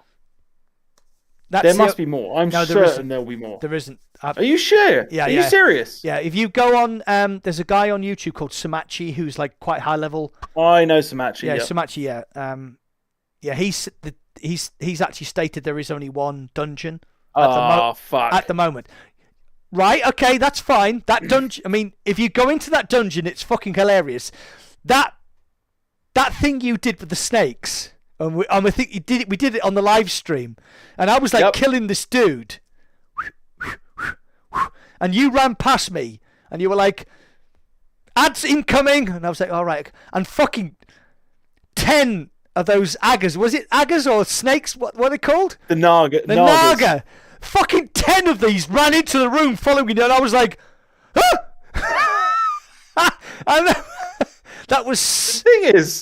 The thing is, right, it's like when on the live stream that we did on, I think it was Monday, right? When we were with GamerDad, and like he was a high level, so that was fine. He was going to be the one that kept us alive. I was literally running around this area, just single tapping, to get each one of these mobs and bring him back so that we could then AoE them to death, right? And that's a common tactic in quick leveling. Yeah. When it comes to MMOs, like, I've been doing this since I was 11 years old in MMOs. It's just how it is. And if you haven't done a lot of traditional MMOs, that is not a tactic that you are particularly used to, especially when it comes to giant fucking snakes. And don't get me wrong, the difference between watching it on a screen in third person and all of these little mobs coming around compared to being in a fucking room and all of a sudden these giant fucking great snake nagging motherfuckers. 15-foot bastard snakes. So, like, for me, like you said, and like, because I like the Blade Master, so I can't do what you did, because you're a mage and you were just like, bop, bop, bop, get them interested, then they would chase you. If I was a Blade Master, I have to run over it. No, because you can just literally keep throwing your swords. Yeah, but I can only throw my sword 5 meters in front of me at the moment. Really? I thought you could throw them as far. I'm sure you can throw them further than that. No, I couldn't. Honestly, I tried. Right, so we're getting into the technicalities of Zenith at the moment. Okay. No, I tried. 5 meters was my maximum, because you were saying, "Oh, I'm the tank, so I should be the one bringing the mobs to the group." No, not necessarily. Right? It's not necessarily that you should be bringing the mobs to the group necessarily. It's that when the mobs get to you, your job is to maintain your threat level, so that all the mobs concentrate on you. Yeah. So there must, I assume, I haven't looked into it. I assume the Blade Master has abilities that keep the threat up. The thing is, when you're playing on a PC, for instance, World of Warcraft, a lot of people will be using like the curse system, which is a third-party add-on that gives you lots of stats and will actually tell you who has the highest amount of threat in the raid. Right. And that's really useful, because when DPS go too hard, they can pull threat away from the tank, and that's not what you want. Now, we can't obviously this is see a lesson. That. Yeah. Not at the moment, we can't. Yeah. We can't see that at the moment. And I don't imagine that they're going to add in anything that is going to give us actual numbers or like threat bars, for instance. I hope what they've done is that something to do with the Blade Master tank class actually does have threat pulling abilities in order to stop the DPS from being able to pull the threat away from the tanks. So were you even in what was your mage class? So what for the other day? For the other day, yeah. Yeah, so I've switched over to DPS because both me and HB rolled a healer, and that wasn't very productive. So I've switched over to DPS so that we've now got a Blade Master tank, a healer, and a DPS. So that's like the 3 people that we've been playing most with at our level range. That's a good party to have. But the problem I had, like, I've never played an MMO, so I don't. So all the stuff you talk about is quite new to me. When you were talking about threat for the tank, the DPS was more effective. The mage DPS was more effective than the tank at drawing in. Yeah, because they have higher threat, they have higher damage output. But the thing that usually MMOs do when it comes to tanks is they give them very, very specific abilities that don't necessarily do a lot of damage, but they have really high threat level attached to them. But I don't know whether Zenith MMO actually has a threat meter system in place. And if it doesn't, then they are missing that. They need that. My tank might not be high enough because I'm only like level 17 or 18. Of course, yeah. Okay, so as I unlock Godstones, I might make myself to be like, when the ads are coming, they're going to be like, oh, he's the dude, and I can just stand there and you can heal and AoE. Exactly. Hopefully there is going to be some sort of, like, when you throw your sword into the ground, hopefully there'll be some sort of threat building system around one of your spells, or there'll be a specific type of sunder attack that actually has a threat building effect. Right, okay. So I understood the rules of MMO just for a second. Just for 1 second. I was nearly there. And then you started talking about sunder and I went, I'm gone. But yeah, no, that's like the basics of how MMOs work when it comes to like their high level end game raiding stuff. Is that you need to keep the tank's threat high. You need to keep him healed, obviously. But if the healers go too far, that can draw threat. If the DPS goes too far, that can draw threat. And the moment that big boss starts going around and killing everybody else, that's it. That's the raid wiped. Okay. Like I've played MMOs where if one single person dies out of a party of 40, that's it. Yeah. That's the raid all dead. It's exactly the same with me for like Destiny. If you were doing the raids, I mean specifically the Bolt of Glass was like a really weird raid where you had to have a perfect balance. You couldn't have 4 people of the same class. You had to have ABC. I mean, I haven't played for a long time, so I can't remember. But like the Vault of Glass was like your tank does this, your mage does this. I mean, I haven't played Destiny for ages, and the people who've loved me, if people who played Destiny with me, not love me, that's my wife. People who played Destiny with me will understand. I played a lot of. I mean, like 1,000 hours of Destiny. I thought Destiny was the best game I've ever played. One of the best games I've ever played. So if you had to have a this and you had to have that. So I would like that for Zenith. I would like to have that structure where you have to have a cyber ninja, and you had to have a cyber ninja with 1, 2, 3 classes. You have to have the mage, and you have to have the mage with 1, 2, 3 classes, and you have to have a tank. You have to have the blade master with. So you have to have 9 people, all different, in your group for raiding, because they all do a specific thing that's going to. The boss is going to do this. The healer does that. The cyber ninja goes, distracts him. So I'm interested to see what the cyber ninja does, and the reason I'm interested to see it is that they've done something really, really good with Zenith. And at first, I thought it was a garbage decision that they'd made. Right. So, in case you haven't played Zenith, there are 2 types of character at the moment. There is a melee character and there is a spell class character, and each within those you get to choose to be a DPS, a tank, or a healer. Now, that's really interesting. I say healer, but what I actually should say is support. Right. It has healing properties, but it's support.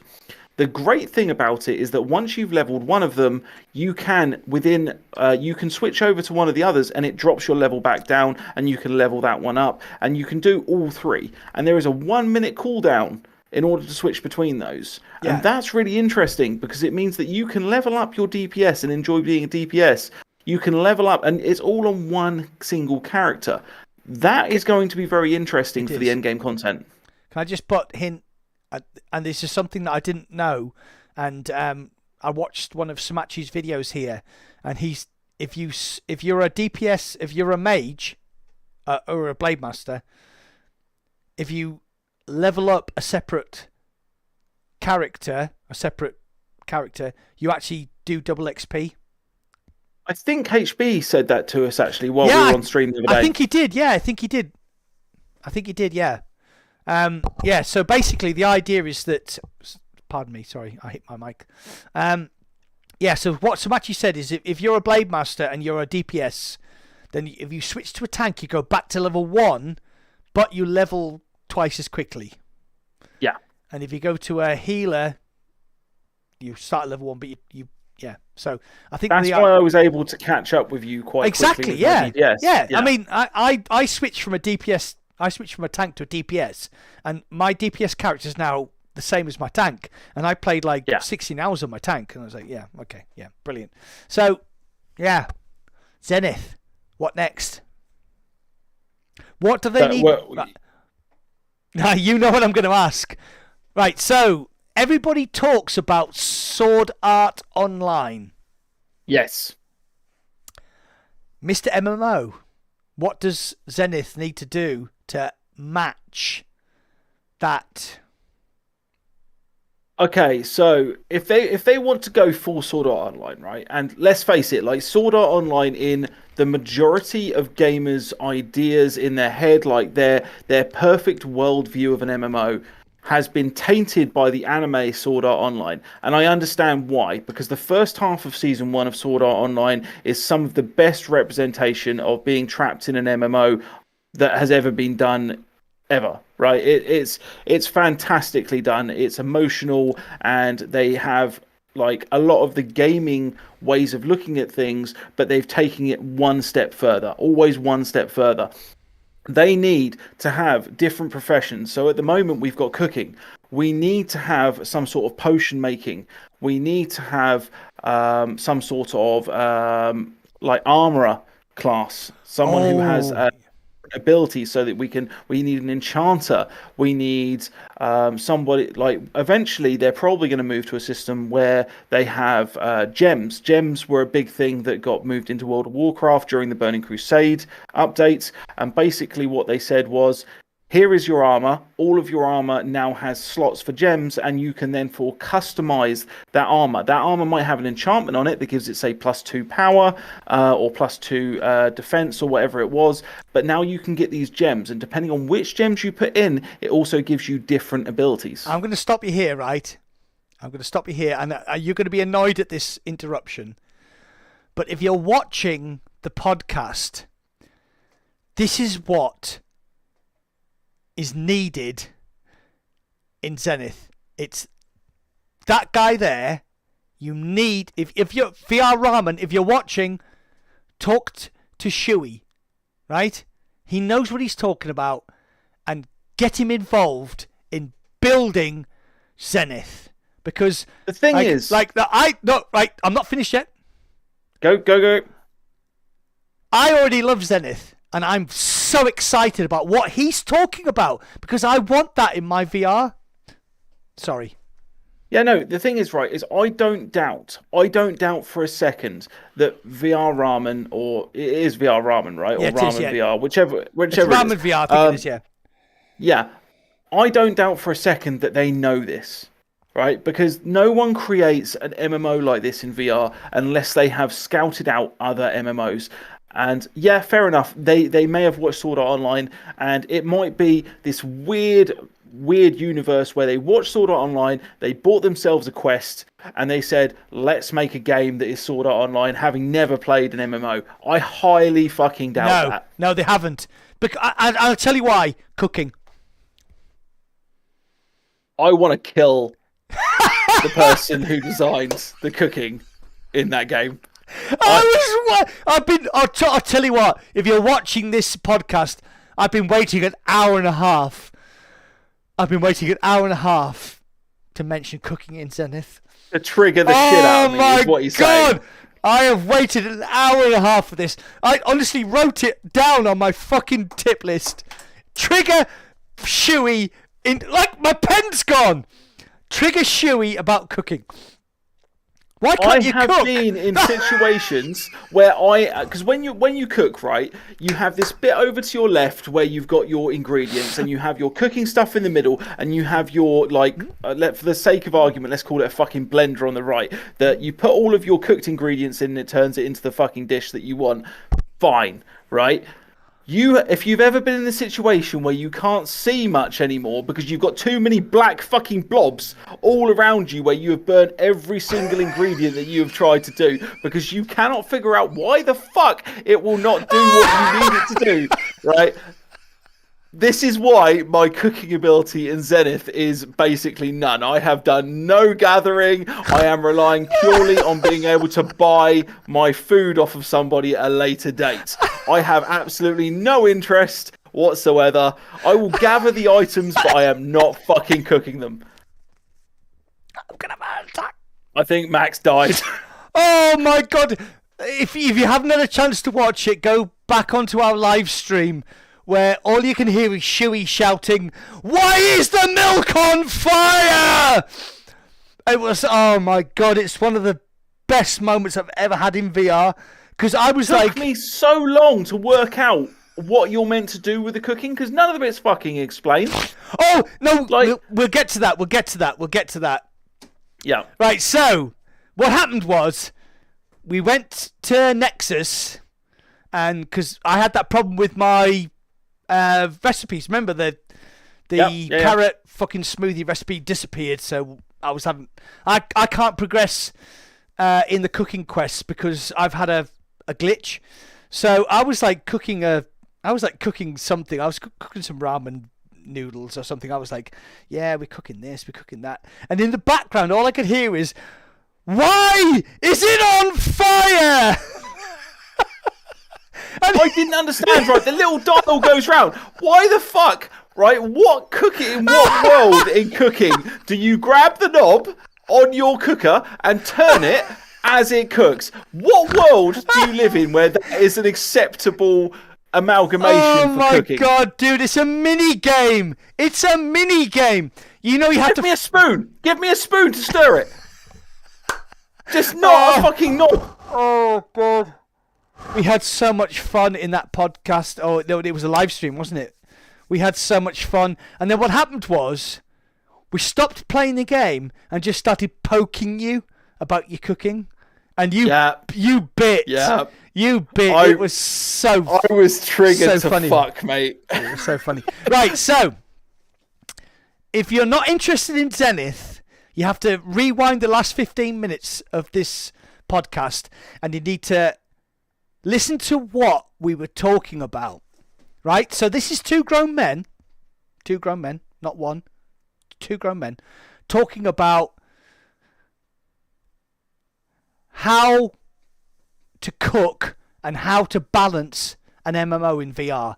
And you have to look at how much fun we had just talking about that, right? So, like, Zenith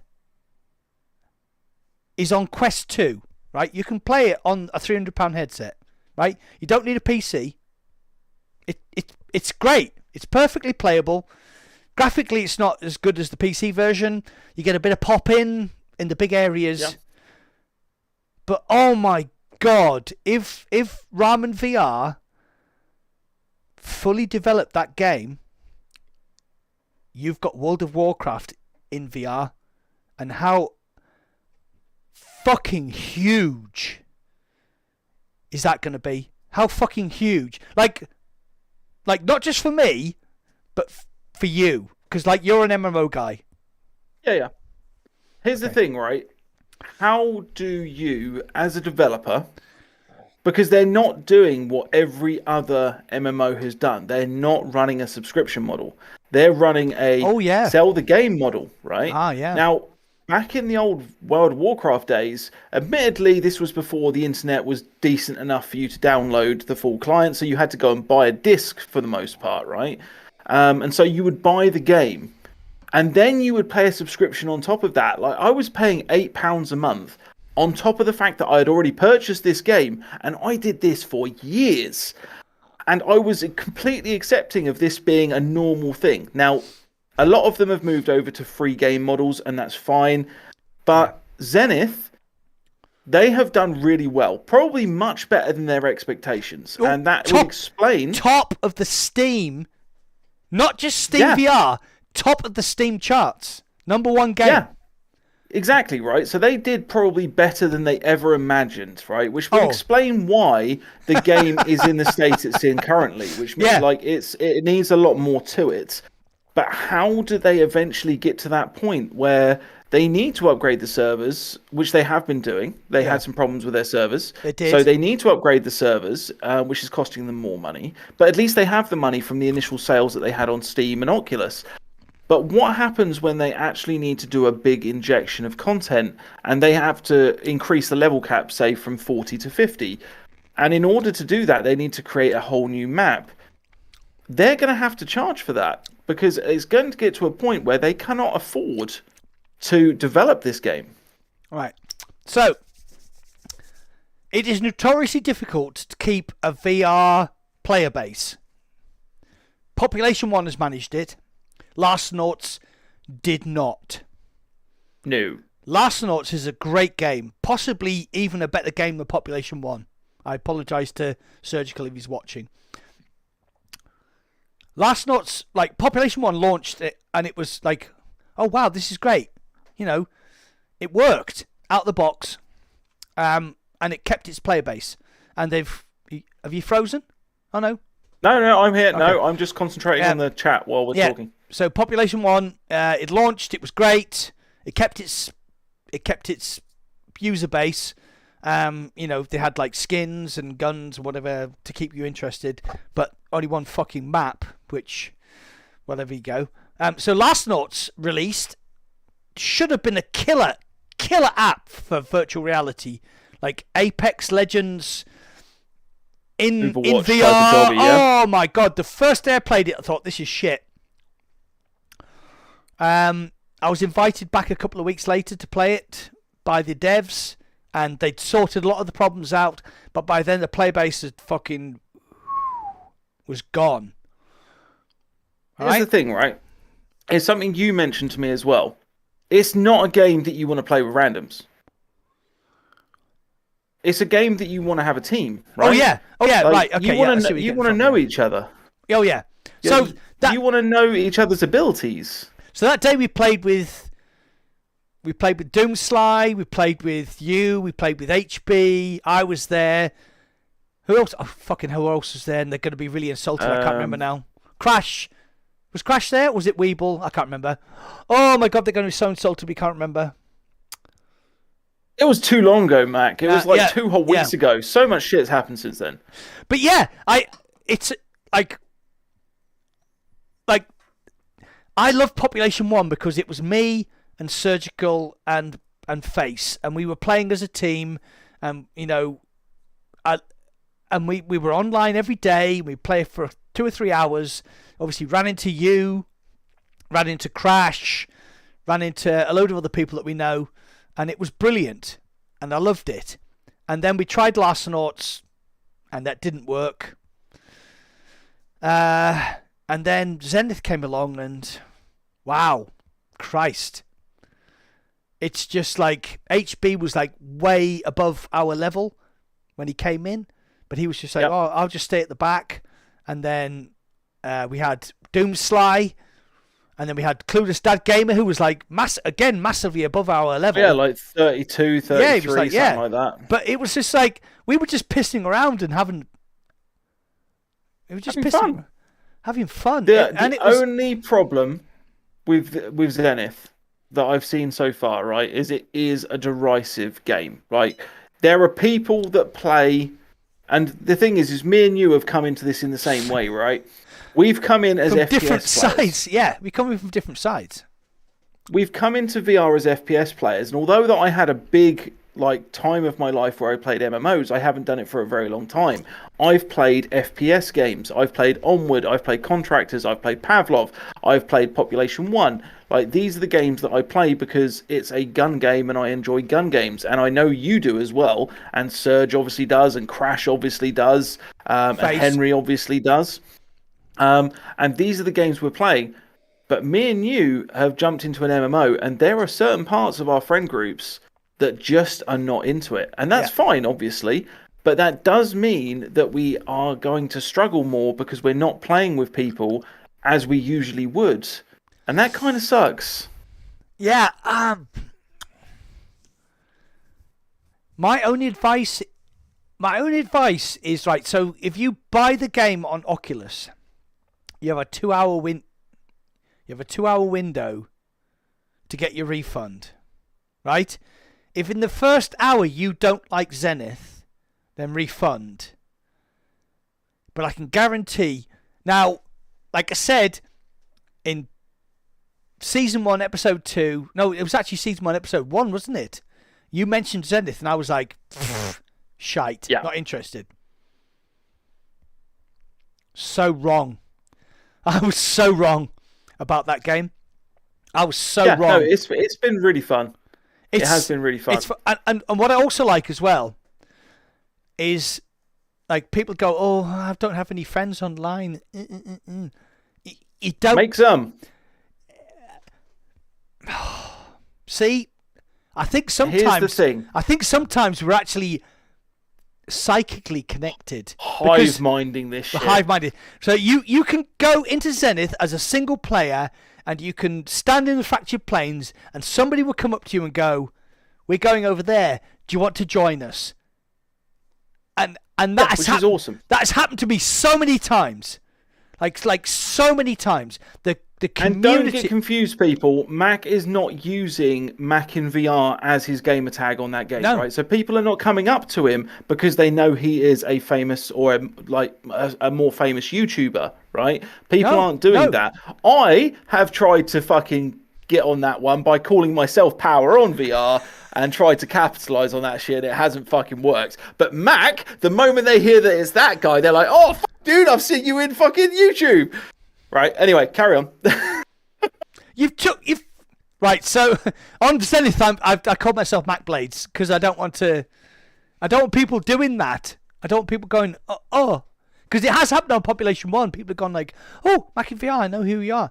No, I'm just like wandering around, like, fuck, where do I go next? And somebody's like, oh, and they hear you. Because if you have global chat on, people can hear you talking. And I'm like, oh, where the fuck am I supposed to go? And people go, oh, what's your quest? Oh, I need to find Amara's children. Oh, right, okay, follow me. And they literally took me to Amara's children and went, go here, do that, fight them, kill them, go here, do that. And I was like, and they were like levels above me. I was like, well, you didn't have to do that, but that's my experience in Zenith. is that the community is amazing. The community is amazing. It's not just playing with your friends, because that is obviously incredible. I mean, that day it was like me, you, HB, Doomsly, Crash, Weeble, everybody was there. It was amazing. But also, just playing by myself, trying to level up that social element. I've found the people in Zenith to be wonderful, welcoming. They're welcoming. Oh yeah, and there's no toxicity.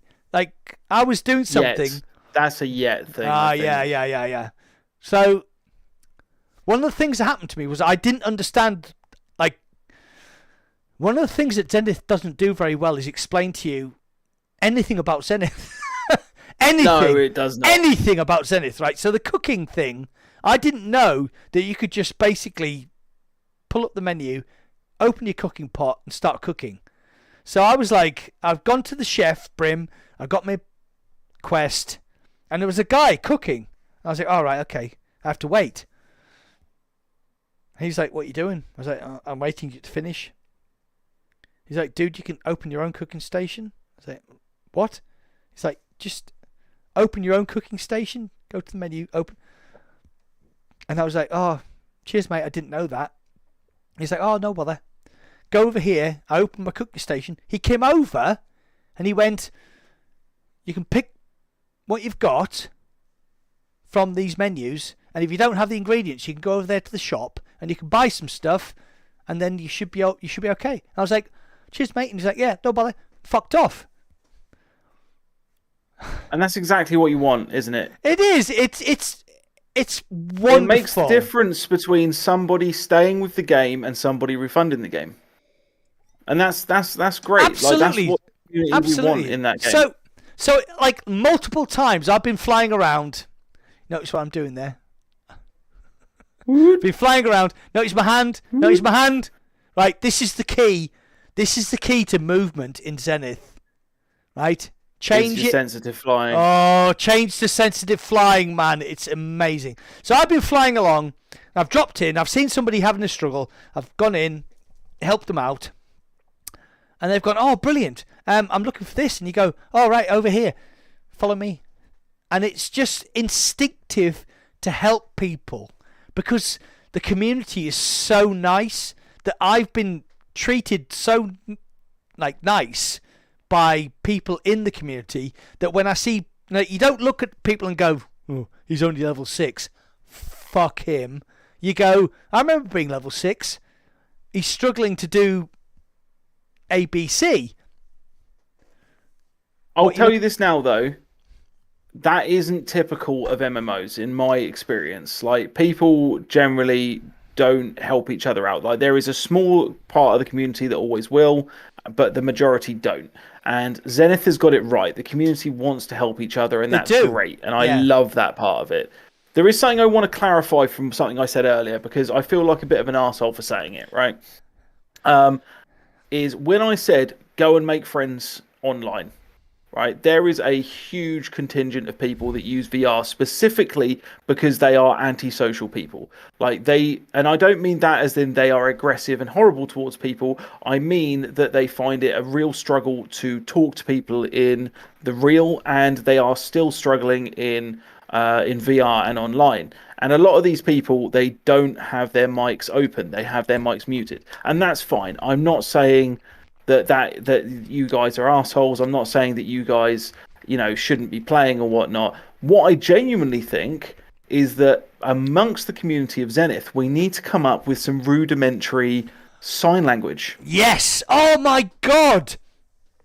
Honestly, God, we are fucking psychic. Because we had that problem the other day, didn't we? Because we were in guild chat and we were trying to get Gamer Dad global. To go into global. We need to have. I genuinely am thinking of making a video where I'm just going to come up with some bullshit sign language that we can do and see if it actually catches on. So it probably won't, because I'm not the Zenith guy on YouTube. What did I say? What did I say at that time? I said, what's my favourite song? Yep. Remember? And everybody understood exactly what I was doing. They were like, "Oh, you're doing YMCA." It's like, right, go to. It doesn't work because my camera's backwards. But we were going to Gamer Dad. We were saying, go to global so we can hear you. And we had, yeah. Oh, that's fucking brilliant. Excuse me, sorry. Just something else I want to talk about, but I'm just going to have to get this down before we go. Yeah. Oh, online sign language. Oh yeah, once we get like full hand tracking and things that works really well in those games, then the idea that these people that are really struggle to actually voice themselves in VR, especially in places like, because I mean you do actually find it in VR chat. There are plenty of people, the whole community, they call themselves mutes, I think. And they actually have developed, like, they either use actual sign language or they use like a rudimentary version of British Sign Language or American Sign Language or Australian Sign Language in order to actually convey what they're trying to say. And that's a pretty cool thing. And yeah, if we can come up with a more simplified version for Zenith, that might be useful, because there'll be plenty of mutes that want to play Zenith. Yeah. I can't imagine that they're any different from any other part of the VR community. So, mate, I love Strictly Come Dancing in the UK, and you know, people always take the piss out of me, and I'm like, I'm looking at beautiful women dancing the salsa. So there was a girl who was deaf who won this year, and she was like, "Oh, thank you," and this is like, that's thank you, and this is applause. So I've learned something. I also know that this means bullshit. I can't do the. This is bullshit. I can't get it in. So that's thank you, that's applause, and that's bullshit. So I know some sign language. So I was trying to say to Clueless Dad Gamer, global. Dance like a monkey. Dance like a monkey. That's what he was trying to say. Global. The thing is, I know a little bit of sign language. Oh, do you? My wife, yes. But that's only because I went on a course to learn. I can't remember what it's called now. It's the child version of British Sign Language, and I cannot remember what it's called off the top of my head now. But it's just a rudimentary way of getting kids to talk and teaching them to talk, helping sort of kids with learning difficulties. But yeah, like it's not something you could use some of that within that game, but most people won't understand it, so that's not going to work. But maybe somebody more famous than me, somebody that's actually big into the Zenith community, if any of you are listening, give it a go. You could see what comes of it. No, what you need is I think you need 10 basic commands that you can do, basic things you can do. So in Zenith, you have basically that. No, hold on. You have that. You have that. So I'm trying to get my camera. Sorry. You have that. You have that, and you have that, or that, right? So you've got those 4 things. But you can utilize them in different ways. Like you could do simple things. 4. Yeah. So you can say, right. Say for example. You can go global. Yeah? Yeah, no, it's simple things that we would have to come up with. 1 party. Yeah? You see that? Yeah. So we talk about communication, global, communication, party, communication, guild. And then you could, that's... because you can do that in Zenith, yeah?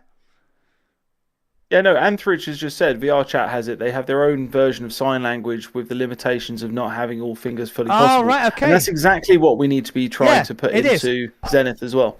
No. There's no other way of communicating. Not just There's no Zenith. DMing and shit. There's not just Zenith. So, like, imagine you're playing Onward, and you're going down the street, and you've got your gun up, and you're with a group of people who don't know who you are. You could turn around and go, and in Onward you can do stop. Yeah.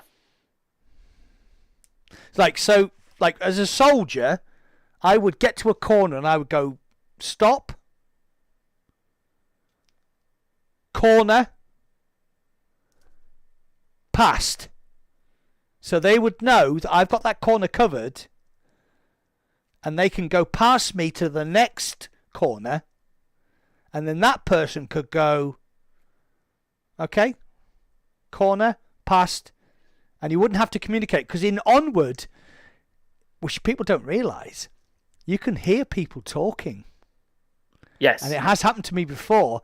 I've been on a corner covering, I've got my weapon up, and I'm covering a corner, and I've heard people say, okay, in 3, 2, 1, go. And I've stepped out and gone bang, bang, bang, because I fucking knew what they were going to do. If they were using hand signals, that wouldn't have happened. So, yeah. I'm not saying I'm some fucking military genius, but I played Airsoft and I play Onward a lot, and we had a system where we would use hand signals and taps to move. So, and that's completely silent. So that's interesting. If you could bring that into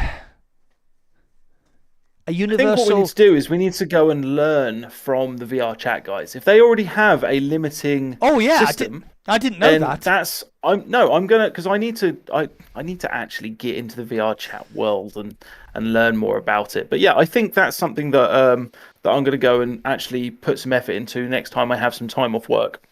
Is actually go and spend some time and see if someone will teach me. You don't have any time off work. No, I don't, but a man must dream sometimes. I know. Right, so the last thing I want to talk about. Sure. Okay. Right, so I read this book. Yeah. Okay, everybody see it? Apache Dawn. So Apache Dawn is about 662 Squadron, Ugly 5, Ugly 6 in Afghanistan in 2000s, and it's basically the story of the pilots who flew the Apache helicopters, and it's fucking incredible. It's these things, these murderous fucking weapons are, and the guys who flew them, they're unbelievable. I'm a big guy. I'm a big fan of like war stories and autobiographies. Apache Dawn it's an incredible book. Anyway, we see them over, because I'm very near sort of Mildenhall and places where they have one of the biggest sort of detachments of them. Yeah. So I saw them when I was driving up to Scotland once, and they'd landed on a field, and I was like, fuck me. Got out to take a photograph, and guy went, fuck off, and we were like, okay, we'll fuck off. But this book, oh my god, this book it's about the Afghanistan war, which is an unpopular war, and I understand that, and a lot of people don't agree with what happened and everything, but if you're talking about fighting men and women, wow, incredible. So, I got thinking, how could somebody like me try something like this? And there's a game on SteamVR called VRS, and they've just added the Apache AH-64, but they've called it the AH-94 for copyright reasons, obviously. And fuck me, it's fucking incredible. I mean, like, you have to fly the aircraft properly, and you have to learn all of the controls. It's like a sort of a game. It's a flight sim for helicopters. Is that what you're saying? It is, but everything that I've read in this book, you can do in that game, and it's unbelievable in VR. I actually think that I think the VTOL VR is only about 22 quid in the UK at the moment. And I went and bought it, and I've been playing it for a couple of days now, and I'm blown away. Because, right, okay, You don't need a flight simulator. This is the great thing about VTOL VR. You don't need a flight simulator. It's all on touch controls. So you basically you turn on your engines. You've literally flicked the switch. Boop boop. Turn on your engines. Warm them up. Okay. Switch your throttle up. Okay. Flaps to 0. Radar on. And you're touching screens with your fingers. I don't know how they do it. It's fucking unbelievable. And then you take off and you get shot down. It's so. What exactly is it? So it's not quite. Although it seems very flight simulator with helicopters. Yeah. Okay, so what is the actual game? So you've got DCS Online. You know what that is? That's like a hardcore military simulator of like flying real aircraft. Yeah, it's like super serious, and you have to learn how to fly. You have to learn how to take off in helicopters. Like VTOL is a little bit less than that, but it isn't at the same time, because with VTOL you have full range. Yeah, you have like a cockpit in front of you, and you. I can't describe it. You actually press the buttons. Boop, boop, boop, boop. So you have to like literally turn your engines on, do this, and this, and then you fly the helicopter, and you immediately get shot down, because I haven't quite mastered it because I've only been playing for 2 days. But it's that, it's like without being killed, you can go out in an Apache gunship and have some fun. That sounds like a terrible thing, doesn't it? No, I mean, the thing is, right, I've got no real care about flying an Apache helicopter, but what I do love is new experiences in VR. Yeah. VTOL VR is like nothing. Right, so, okay, we'll rewind to the start. VTOL VR is a flight simulator where you don't need to have a cockpit. You don't need to have the sticks. You don't need to have anything. You just need to have VR and your controllers, and you close your cockpit, you press your buttons, you grab your flight stick, and it's all done in VR. Okay. So it's like a flight sim without having the flight sim rig. And that's what makes it so special. Awesome. I'm up for that. I might actually pick it up. Yeah. If it comes up, I'll stick it in wish list. So if it comes up in a decent sale. Well, I need a gunner, because I'm learning to fly, but I'm not learning to gun, so I need a gunner. So. Yep. No, I'm up for that. That could be fun. Right. Is there anything else you want to tick off the list for tonight? Because honestly, I am almost dead to the world. I know. Bless him, he's not feeling very well. So everybody, thank you to Shuey for surviving for nearly 2 hours. Oh my God! We did 2 hours, mate. We've done 2 hours. Disappeared. Wow, that's incredible. Right. Well, I haven't got anything else to talk about. So if you have, no.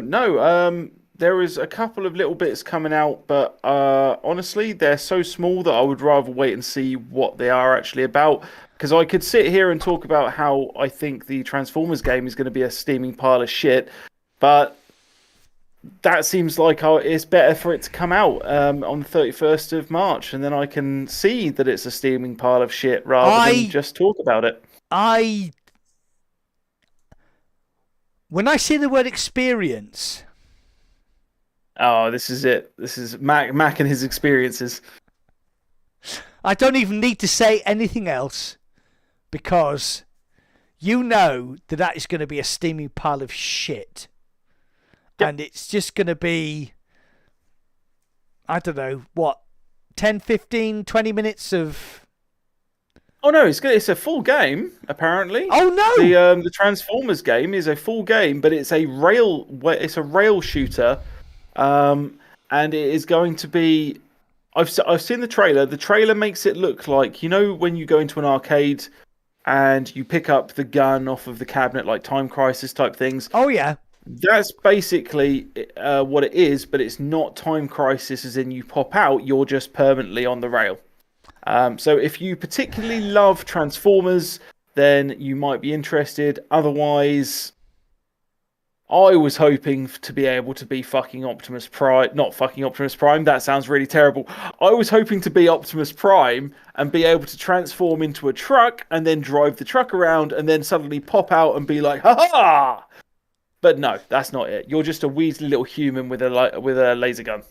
Right, so basically what you're saying is that this game has destroyed all of your childhood dreams in one go. Yeah, pretty much. Pretty much. Okay. Fuck you. Make a fucking decent Transformers games, you wanker. At least think about it. Think about VR. Think about VR. How could you imagine if you like looked down and you went transform, bang, and then you had like a third person view. This is the thing. This game hasn't been ported from an arcade game. This is a built for VR game, and it still looks shit. So who made it? I don't even know who's made it, to be honest. I watched the trailer, made a TikTok about how shit it looked, and then I basically forgot everything stabbed else. Yourself that went in the with legs. Like you got one of these, and you turned it around, and you fucking tried to stab yourself in the legs because that's how bad it was. It was fucking like it's not even like they put all of their resources into how it looks, because it still looks shit as well. Like, it doesn't just look like it's going to play shit, it looks shit.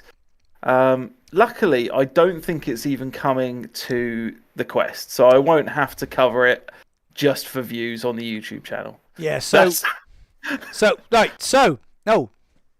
what we can do here is we can say that whoever... It's a Chunk Monkey should have been in that meeting where they went, Transformers, oh yeah, VR's really popular, let's do a Transformers game in VR. Chunk Monkey should have come out with his wrench and just gone, bang, bang, no.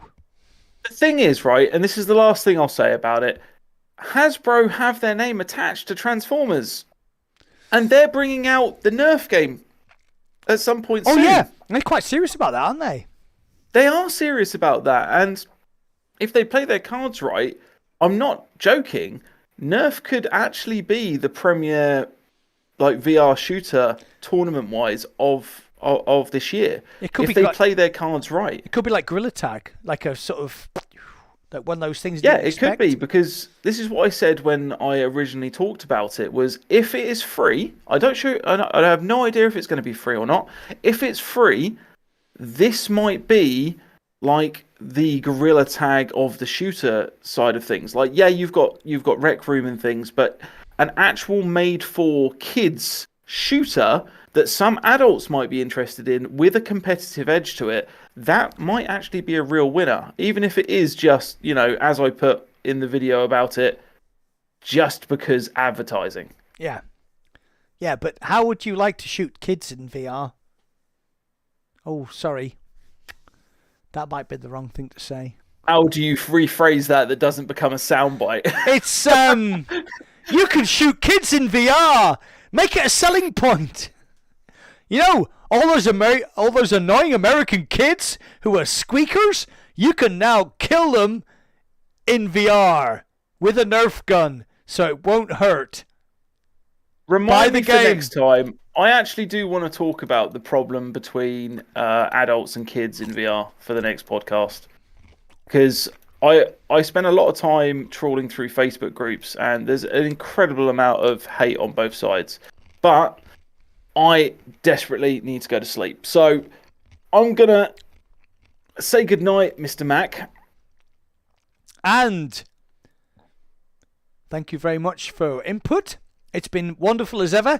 We went off on some segues, even though we told ourselves before we even started that we weren't going to do that. It was never gonna fucking happen. It was never going to fucking happen. We started, we went, hello, I'm Mac, I'm Shuey, fucking segue.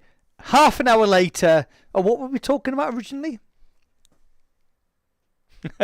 No. To be fair, several of the segues I managed to bring round into a circle. You did. And Yes, that worked. you did. Yeah, I like that. Right, so this is how you control me, basically, isn't it? Yeah, accidentally. Accidentally. Press his button, watch him go, bring him back. Exactly. Okay. Next subject. Well, it's been fucking fantastic. I apologise if we've been a bit sweary. Shuey isn't very well. He's had a couple of beers. And I've had a couple of beers. So if you enjoyed the podcast, thank you very much for tuning in. Sadly, it's Bradley was here. Oh, we're so famous. Yeah. Big fan of that guy. Yeah. Big fan of that guy. HB was here. Surgical was here. Crash was here. Anthridge, Weeble was Techno, here. Weeble. Doomslay. Everybody was here. Oh. Thank you. Thank you very much for tuning in. That is the end of the pod. We still haven't worked out a way to sort of segue out of. Yeah, no, we need a sign-off phrase. We'll We'll put up a poll. Yes, we. Good night from me and good night from him, or something like that. I don't know. Yeah, no, we'll figure it out. But if any of you guys have any ideas on a sign-off, do let us know. But otherwise, we're going to try and actually end the podcast now and not keep talking while you guys are listening. Like we did last time. Previous. Well, what a bunch of wankers they were. Oh, shit. Yeah. Right. Yeah, let's avoid that. Thank you to my big and beardy friend with his insight and his cap. As always, it's been an absolute pleasure. You've been a scholar and a gentleman, Mr. Mac. Thank you very much, chat. You've been absolutely awesome. Chat's been amazing. See you next time. See you guys. Right, stream's ending. We need a better catchphrase than that, don't we? Oh, yeah, 100%. Right, better catchphrase than stream's ending. Stream is ending. Right, we're done. Yeah, no, I'm still going to sit here and wait until it goes offline. I'm literally staring at it right now. Fuck them. Fuck you. Fuck everybody.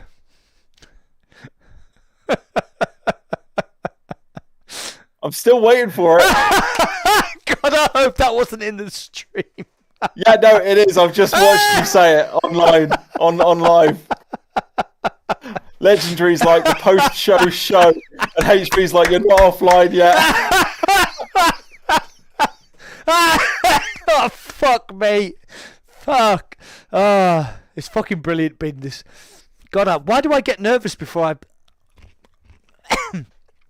We need a stream end, a stream ending OBS setting. Yeah, we do. Yeah. Is it still live? Oh, we are. Hold on. I've got to click the end button. Fucking hell, Mac. Right. If you're still watching, we love you. We don't fucking hate you. We still love you. Ending the stream right. For the third time. Done.